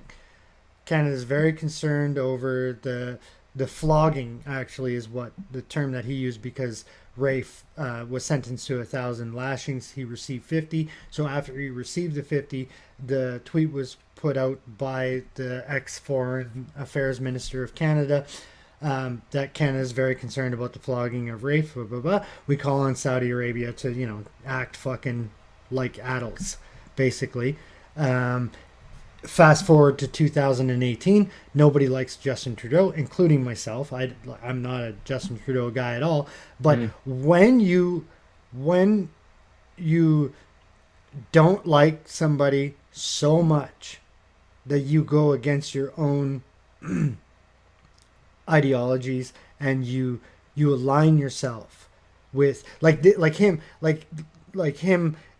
saying that Saudi Arabia is laughing at Canada and speaking negatively towards Canada and nicely towards Saudi Arabia. They are, I'm going to assume this Sticks and Hammers guy, you say he's a libertarian, they are his ideological enemies. Mm-hmm. Like Saudi Arabia is your ideological enemy. Well, go ahead. No, you're absolutely right. You're absolutely right. You are closer to Justin Trudeau's ideology than you are to Saudi Arabia's. Whether you want to admit it or you like it or whatever, it doesn't matter. It doesn't matter. No, I agree with you. The thing that he opened up saying too, that he's not surprised that the left wing populists, the socialists in Mexico is getting along with our fucking right wing populists. Like the guy who wants to build the wall and the guy who's telling people to go anyway. Yeah. Yeah. Like, no, I'm sorry. We have more ideologically and we have more financially ties with Canada than we do with Mexico. We want Canada to be our partner 1,000 times over before Mexico. Yes. 1,000. We'll get into that when he says it's going to be puppies and cupcakes. Okay. Yeah. Moving on. And said that Trudeau should go back over to Saudi Arabia and apologize. Like, he should go and bend knee, basically. Because I guess Coward. Trudeau, even though he's a globalist, he still has that, like, national pride, like, big man sort of thing. He wants to be respected and loved, sort of. And the Canadian people don't respect or love Trudeau. Okay. So. Sorry, I know we didn't get very far into this. Trudeau doesn't have... He's not a big man nationalist. That's Trump. Trump is a big man nationalist. Trudeau wants to be respected and revered around the world for left wing stuff. For look at me, I'm a big man. I can give this much money to this country. I'm a big man. I'll tell Saudi Arabia to not do this to women. You know what I mean? Well, Trump comes off as the big man and wants to come off as strong. Trudeau wants to come off as moral. Yes, moral high ground, for sure. Which are two completely different things. Trump doesn't give a fuck if you think he's moral, right? And Trudeau, that's his platform. Is that I'm the good guy, I'm the sweet guy. And look, no big bad type of strong man or big man is going to dress up in fucking 1970s Indian clothes and do a little shuffle on stage. And what this person doesn't understand, is that he is the son of the French Canadian JFK. His dad got shot? No, I would say that JFK is like a hugely popular figure, right? Like his dad didn't get shot, but he was like, there was a shift in JFK, right? Oh, hit the microphone. Yeah, man, there was a... From outside looking in, and your video's gone too, by the way. Yeah, that's because I was digging around for something. Okay. Excuse me. Okay. I'm back.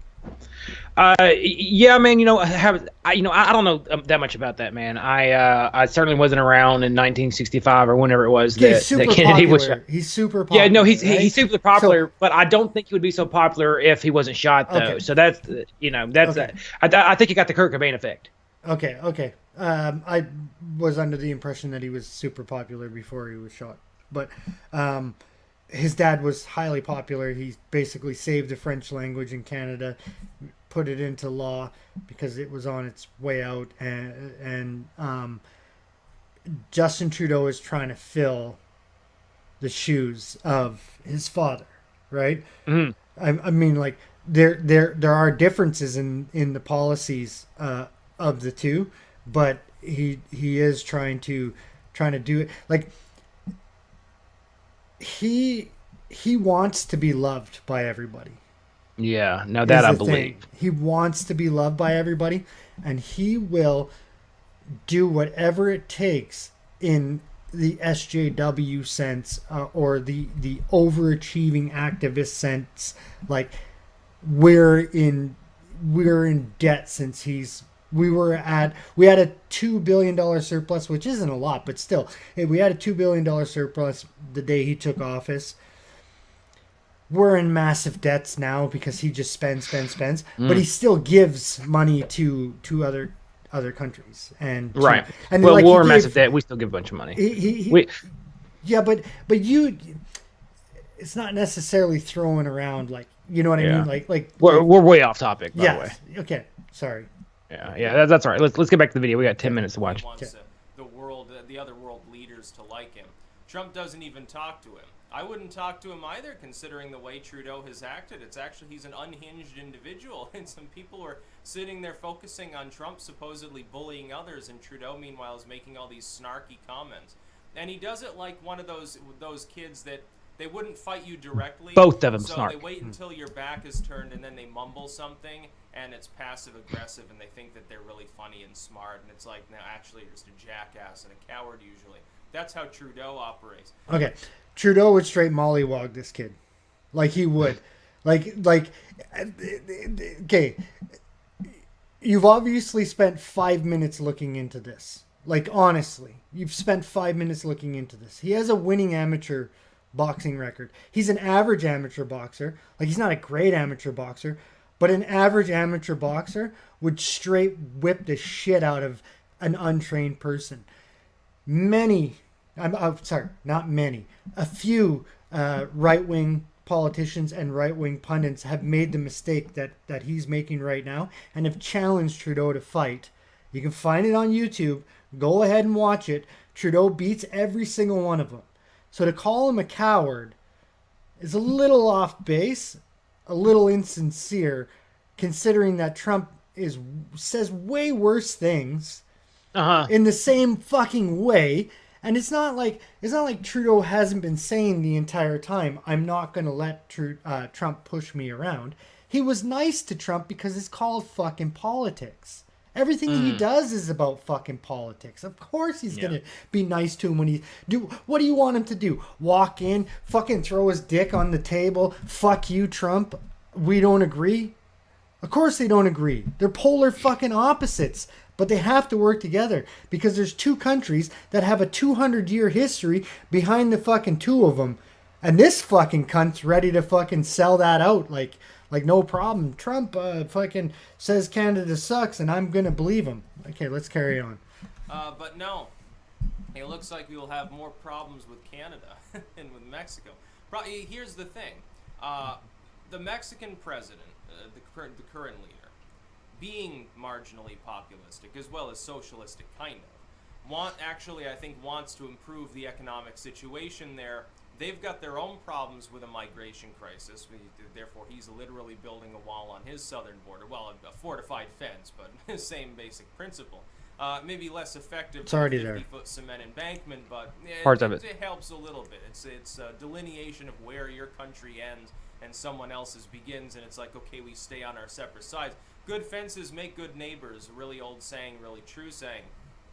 But with Mexico, I think with Canada, Trudeau is more of an ideologue. He doesn't care if Canadians are poor or whatever. He doesn't care about anyone but himself because he's that kind of politician. He's like a Joe Biden style politician. So It's Joe all Biden's just a floor show. It's all just an act.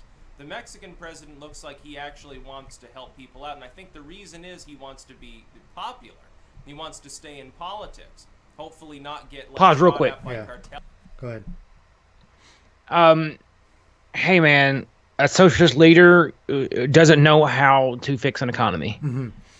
They literally do the opposite of fixing an economy. No matter what they try to do, because their ideology is the opposite of free trade. Mm-hmm.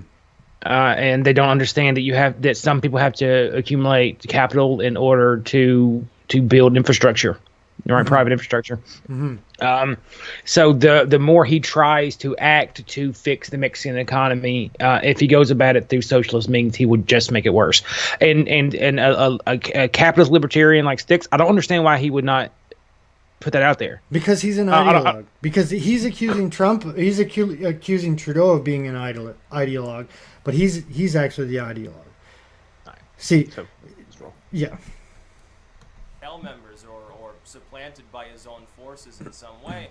So in order to secure his future as a politician and a heavy hitter within sort of North American politics at large, he has no choice but to renegotiate NAFTA. Now the thing is, if the U.S. and Mexico hammer out an agreement, and Canada is not really even involved with being part of that, Canada is going to get the fuzzy end of the lollipop in the end deal itself, or maybe the U.S. and Mexico come to a different trade terms entirely, scrap the trade relationship with Canada and have to burn it to the ground and then rebuild something later. Whereas the U.S. and Mexico will be fine and dandy and everything will be great, and it's really, really funny. Also, you've got to understand, even though Canada typically for a long time... You're laughing. Why? Pause it. Overall, he's saying like everything's gonna be fuzzy and great with Fine and fine and dandy. Okay, how many times has Mexico declared war and sent people to kill and die for America's interests? Unless I'm mistaken, the last time Mexico had a military campaign, it was attacking us. Yes. Okay.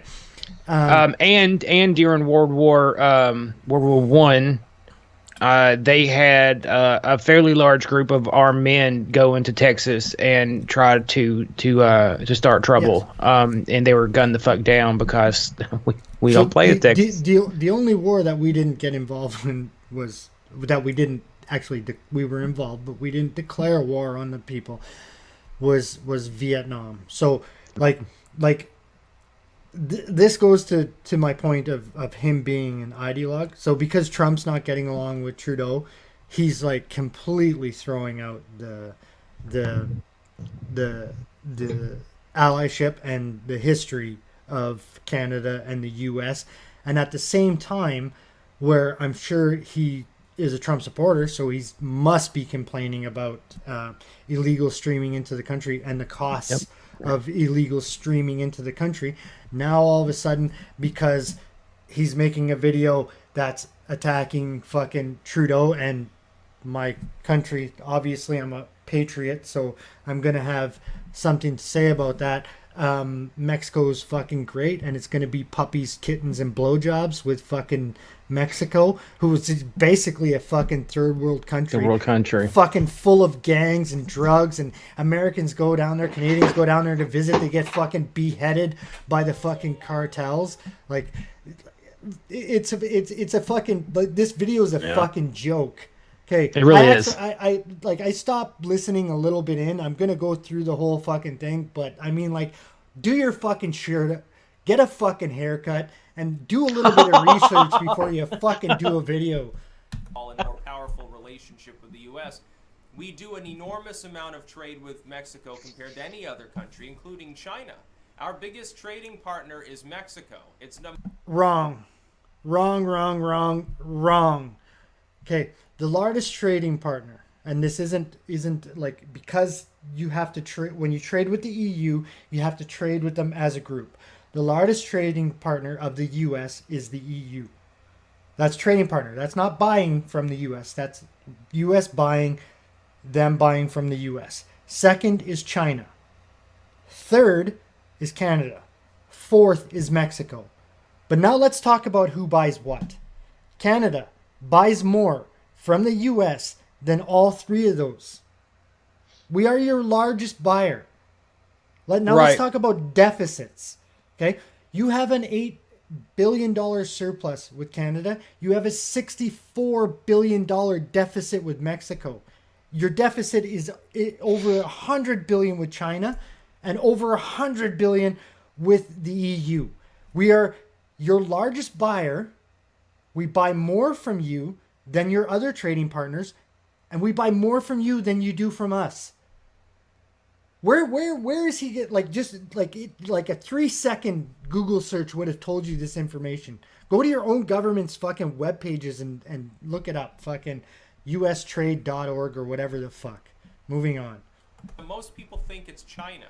It's not. It's Mexico. It's like I can't remember the total. It's an enormous proportion of all trade because you've got this country. $615 billion in trade with Mexico. It's got agriculture and oil and everything else, and it's right next to us. So it just sort of makes sense to buy anything we can. Like Canada? Like Canada. And the other thing, he just mentioned oil. Positive. We are your largest provider of oil. By far. Yeah. Not even fucking close. And we give it to you on credit. You owe us $100 billion. Should we collect that? Here's the thing. The EU purposely keeps us out of their market the best they can, right? They don't like our cars there. They don't like a lot of our products. Mexico doesn't have the money to buy our shit, okay?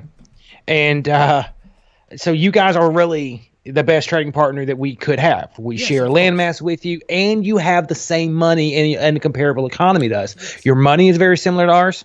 Yeah, yours is worth more because you have a larger population, but the GDP itself is completely proportionate to the amount of people. Adjusted per capita. Adjusted per capita. So you have 10 times the population as us, so you have 10 times the GDP, and it's exact. It really is exact.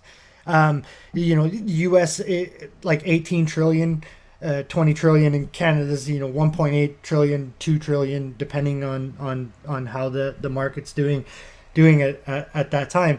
I did have a point, but I forgot. So maybe I'll move on and get some more out of this guy. Isn't going to charge us an arm and a leg, which Canada would, because Canada is a post-industrial economy. Trudeau thinks that somehow his relationship ideologically with the U.S. is so important that Trump would never actually try to tariff us. Oh my goodness! Even though we tariff a half a dozen U.S. goods significantly. Okay, hang on, right there. We both tariff each other. It's been going on. Since that's actually what he ended up saying there. Okay. Like Trump would never tariff us, even though we tariff them. So like he was actually finishing with that. No, but we tariff each other. Before the tariffs from Trump, there was already tariffs in play. They were signed into NAFTA. And like what the major sticking point, because really the only because we've been taking away tariffs as it's going, right? Like we used to tariff a lot more, and so did you guys, but tariffs have been taken away. So the major sticking point is the dairy, right?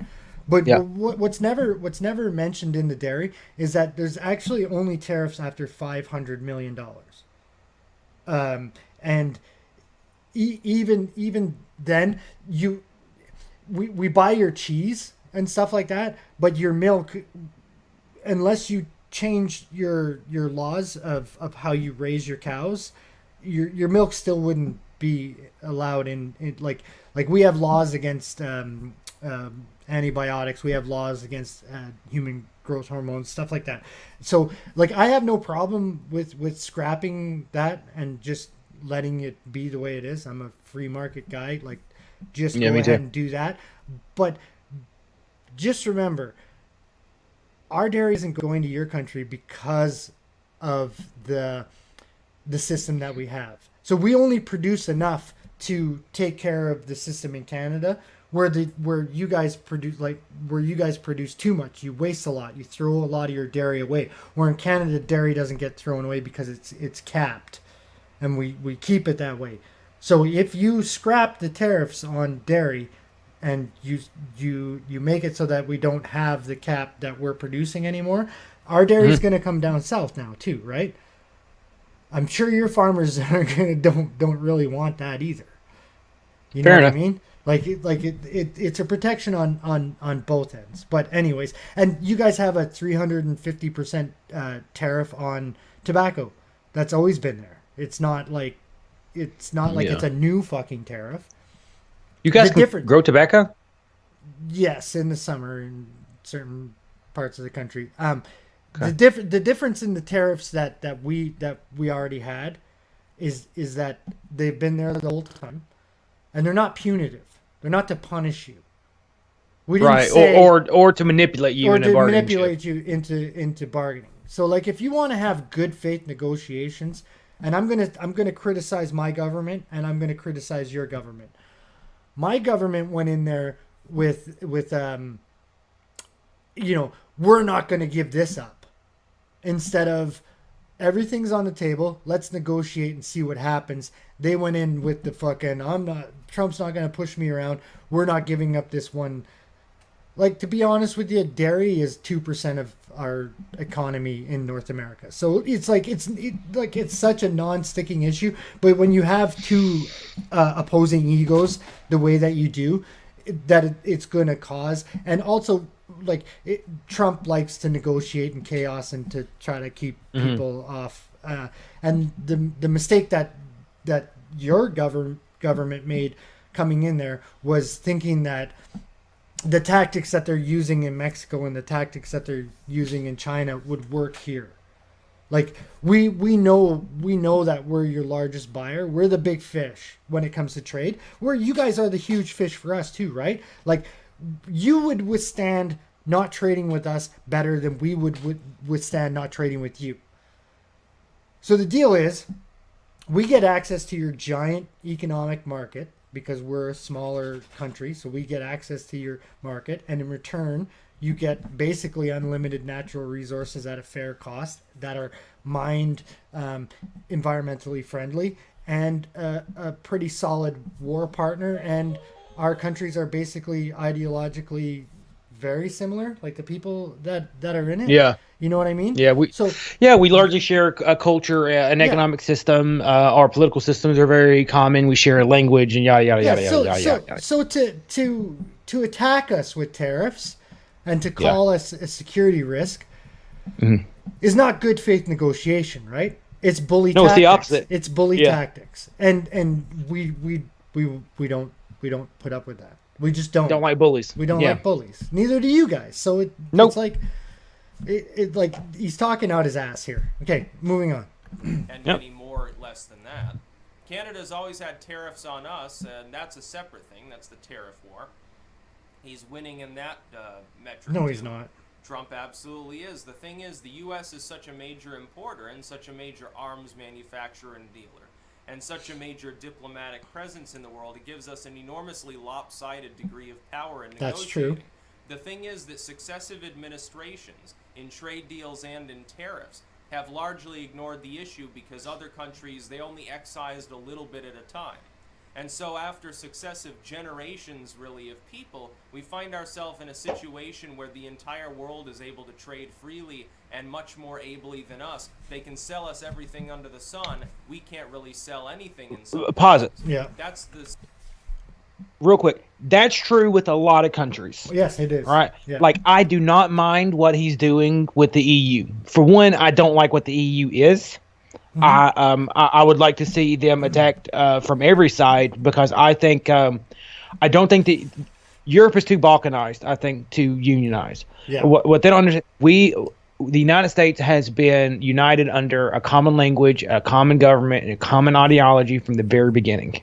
Okay, Europe does not have that. No. The cultural differences. You know, I have an Alabama flag up here, right? That type of patriotism is pretty much a relic of the past in the United States. Right? How long is it going to take for that to happen in Spain compared to the EU? Yeah. Right? How long before the Swedish just don't give a, I mean, I don't really identify as Swedish. I'm more of a European. Yeah. They're a long way away from that. Yeah. And the language barrier is much bigger than people think. It's much bigger than people We're So more ideological. Like we're closer yes, than the European countries are. Like far yes. So closer. so Far, so far I don't closer. mind him doing that, and they purposely fuck with us in Well, Europe, they right? do it to They us don't too. like us. They do it to us too. I know. They do Well, it they to they us. they see us as fucking gun toting, tobacco chewing rednecks. Like the way a lot of the United States sees the South. To me, it seems that that's the way Europe sees the United States, right? Um, where unpredictable and the unwashed masses, the uncultured, right? And they take advantage of us every chance they get, right? Until We are they paid need us to come and save Europe, and then it's until like they need us fine. to revive their corpus for a third time. They'll Yes. keep doing it. Yes. Yes, Yeah. and frankly, they're getting themselves in that position right now. Yeah. Germany is largely in control of the EU, and they're becoming Russia's bitch because of energy trade. Where- They absolutely and are. thi- And if you think this that's is not- this is the fault. A little bit of the blame lies on Trudeau for this, because Stephen Harper, when he was in, he basically signed a trade deal with the EU. Part of the trade deal was that the East Energy Pipeline was going to be built from Alberta to Nova Scotia, and that we were going to supply the EU with their he oil fucked that and up. and the natural gases, so that Putin would be cut out of that. But because he put in too many stringent environmental regulations and left it up to the provinces too much, it was part of his platform to do that. So it's just like I'm no fan of Trudeau. You know that, right? right, the but- walking cuck, you call him. Yeah, The walking vagina. But yeah. There you go. but he's right about the EU on this. Yeah. Like Yeah, he is. And the point that I was starting with, and I'm gonna wrap it up and hit play again when I'm done here. Canada is not the right place for this fight. no. I don't mind it happening with Mexico. I don't mind it happening with Europe. I don't mind it happening with China, because they are not our closest friends and allies. They are true competitors. The United States and Canada, like, we are closer to you than you are to the UK, and you guys share a fucking queen. That's really cocksucking close. That's really close. It's really close. All right, play. Situation that we've got, it's not any specific administration. Some people are like trying to blame Obama. It was partially, yeah. It was also W. It was also Herbert Walker and Clinton and Reagan and everyone else under the sun. A lot of those tariffs started existing decades ago. It's not a new thing. The problem being, as our wealth has generally grown over that span of time, except during the recession period, as things have gotten wealthier, the very first world, post-industrial/industrial here in the United States, the problem is that because we also have so many alliances, presidents who have been cowardly haven't wanted to piss off their allies by saying, hey, could you remove they'll informally request behind closed doors that a tariff be removed or reduced. That's basically the sum and substance of their concept of trade negotiations with all of our allies. And with states that aren't our allies, they're like, oh no, that's scary, it could start a war or something. Trump knows, hey, I can do whatever I want. Nobody's going to attack us. It's not going to screw our economy up. It might screw theirs. So it's in the best interest of all nations to just go along with it and renegotiate these deals. Look, Trump's not even expecting you to remove every tariff completely. It's a reduction overall, the removal of some tariffs, the renegotiation of certain situational trade deals that are bad for the United States. Pointing out to any allied nation, if the United States keeps getting screwed economically little by little over time, eventually we stop being the monopolar power able to... Okay. I read the tariffs in the North American Free Trade Agreement. Like, I read the section on tariffs. And basically, it's a stripping down over time. And every measure has been met in the agreement. Like, everything that was supposed to have been stripped away has been met already. So it wasn't like they were renegotiated under George W. Bush. Like, it hasn't been renegotiated, or Junior. It hasn't been renegotiated since Senior. And it was and it wasn't even like it was renegotiated. They originally did their negotiations, which was hammered out by Brian Mulroney and and a senior and fucking kind of the Reagan era there. And then it was signed by the following president into play. And it was a gradual, it wasn't like you're not going to have a trade system for an eon and then overnight. The industries that could handle the overnight shift to the NAFTA went and did it. The industries that couldn't handle the overnight shift into NAFTA, it was a gradual strip down of the thing. Now, I do agree that like there are some things that are protected in Canada. We've spoken about it, like radio. 10% has to be Canadian content, but you're dealing with a giant beside a tiny population. We would lose our culture Fair enough. overnight. Anyways, okay, I'll press play. Pay for your entire defense budget and make sure that your trade continues without a hitch, because our Navy can blow pirates out of the water or guard the Straits of Hormuz or whatever. You're not the only We one won't that be does able that. to do that anymore. Our economy will slowly grind down, and then you'll be left to fend for yourselves. Then you'll really see what economic pain is. When China ends up policing the world's oceans and says, okay, unlike the U.S., we do like to put tariffs on people. Enjoy Europe. Enjoy East Africa. Enjoy Central America. People would be screwed. It'd be a totally different world, and I don't think it would be one that any of our allies would like. Ultimately, yeah, I strongly agree with Trump's renegotiating. And I think he's doing a great job. Look, China keeps raising tariffs. It's like, has it affected the economy? Do you feel the pinch, really?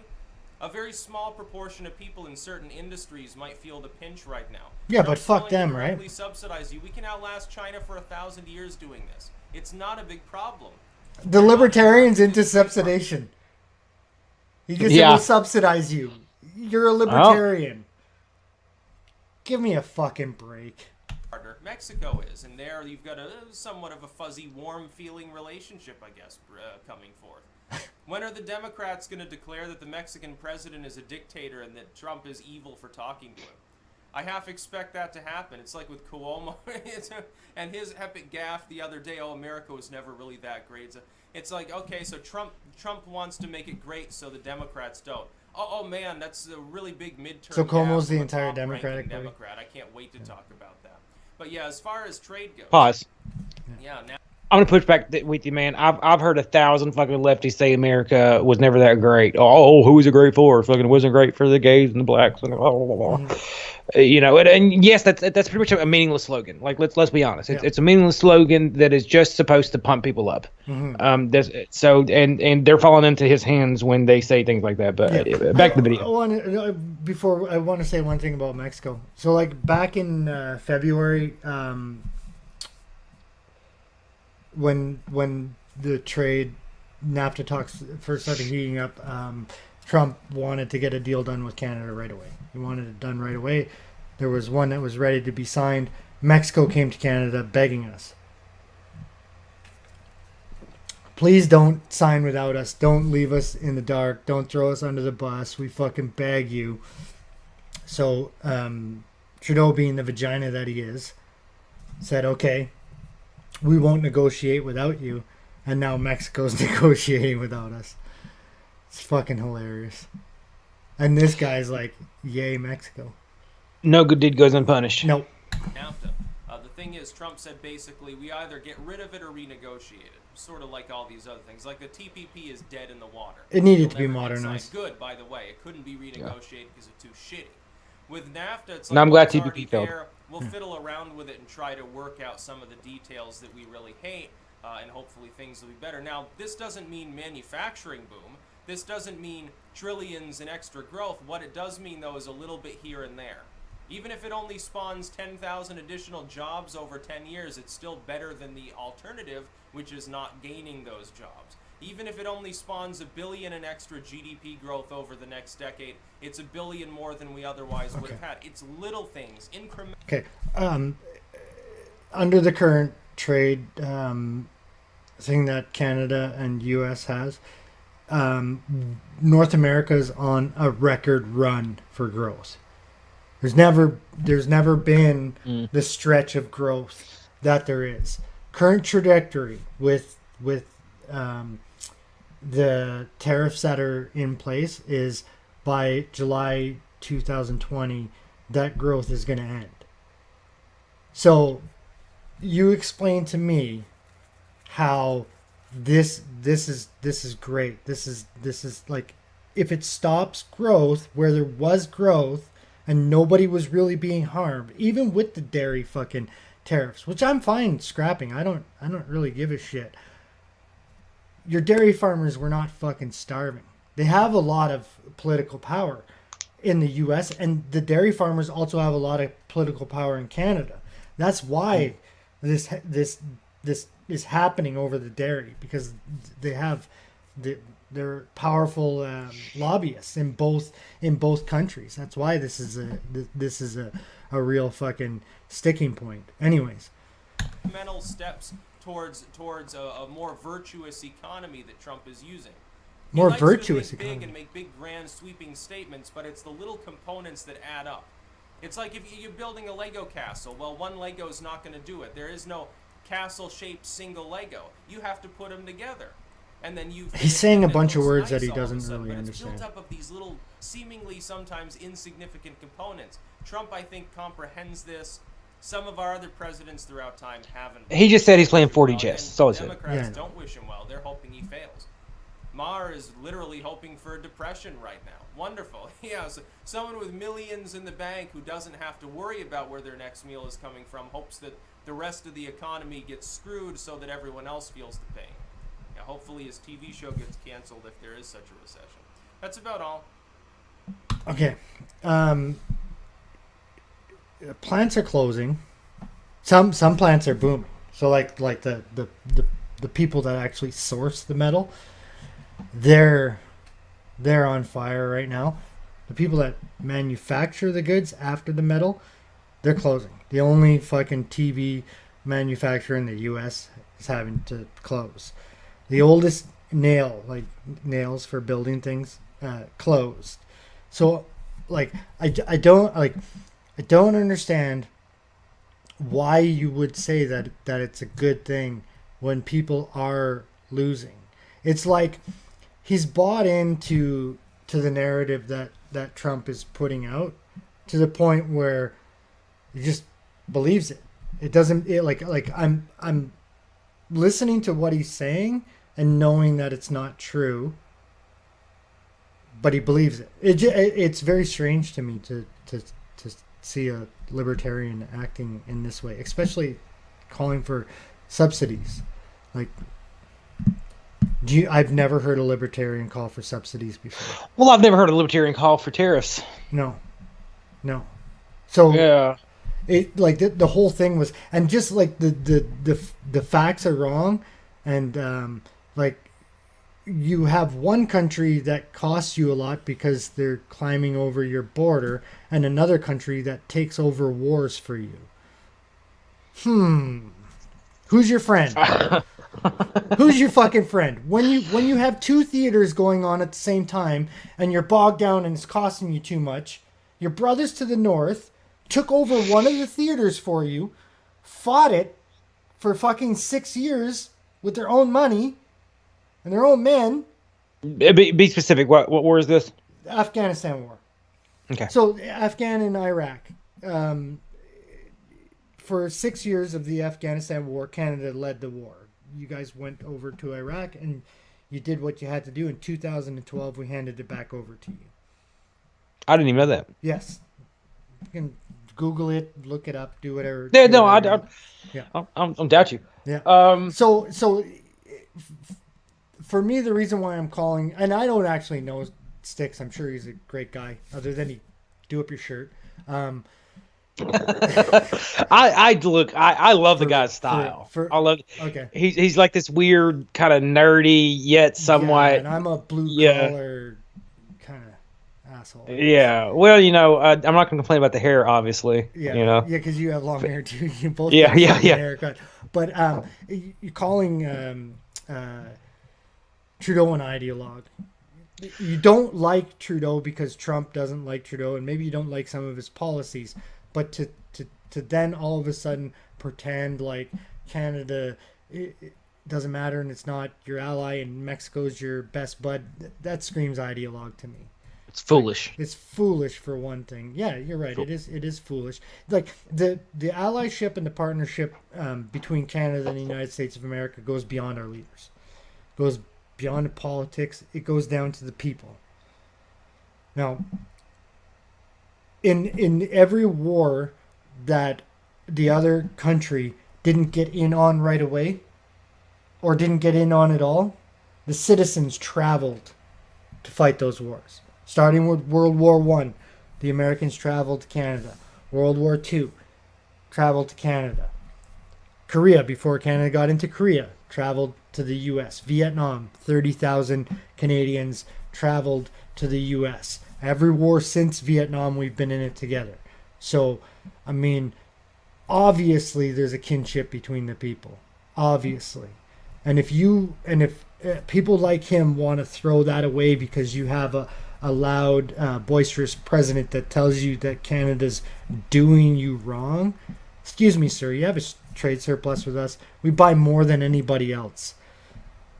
I'm pretty sure we've been a good neighbor. Pretty sure. So we want to protect our dairy. In the grand scheme of things, other presidents looked at that and saw it as not that big of a deal. Compared to what you're getting in return, the 2% of your economy, of North American economy, is dairy. It's the major trade between Canada and the U.S. is metals, oil, and automotives. All the rest is just like peanuts compared to those things. So you're getting pretty good fucking You're saying we're deal. throwing out the baby with the bathwater. Exactly, or he is, and so is Trump. Yeah. Because in all honesty, like I said, my government has faults. They went in with the protectionist attitude, and I hate protectionist economies. They fail 100% of the time. And this libertarian is calling for a protectionist economy, basically. Yeah. Is what he's doing. At least for a short time. Like what he's looking for a renegade. Like to defend it. Because I like him. What he wants to see happen with tariffs is that we use them to get other countries to drop their tariffs and to lead to more free trade in the future. So it would be it's just a negotiation, which is what he's talking about. Oh, it's just one piece of a Lego castle. I understood what he was saying, but he was this is just I think he's talking about things that he doesn't really understand. He's gotten everything wrong. He's gotten everything wrong in this. In this video, I listened to him that one time when we did the podcast on with his name Sticks and Hammer before he spoke. I thought he was a communist, to be honest with you, because I was thinking Hammer and Sickles straight away. This one, but now I'm thinking Dix and Hummer. But whatever. All right, man. He can shit on us. Fuck him. That's all. Oh man, look, nothing would make me happier than for some, actual YouTube personality to make a fucking response. Oh, get my dick hard. Would it? Oh, I don't really care. Oh, fuck, yeah. Whatever, man. I've said a lot of things that are wrong in the past too. So I mean, I've been wrong. He's just wrong on this one. I'll debate him on it if he wants. He can come and like bring his non-facts, and I'll bring what your own country says about trade with Canada. And he can bring his fake news, and we'll do it. Yeah. All right, man. Yeah. Okay, I think that's it for this stream, man. I think that's it. How do I shut this shit off? You hit that broadcast button. Okay. See you later, Dix and Homer.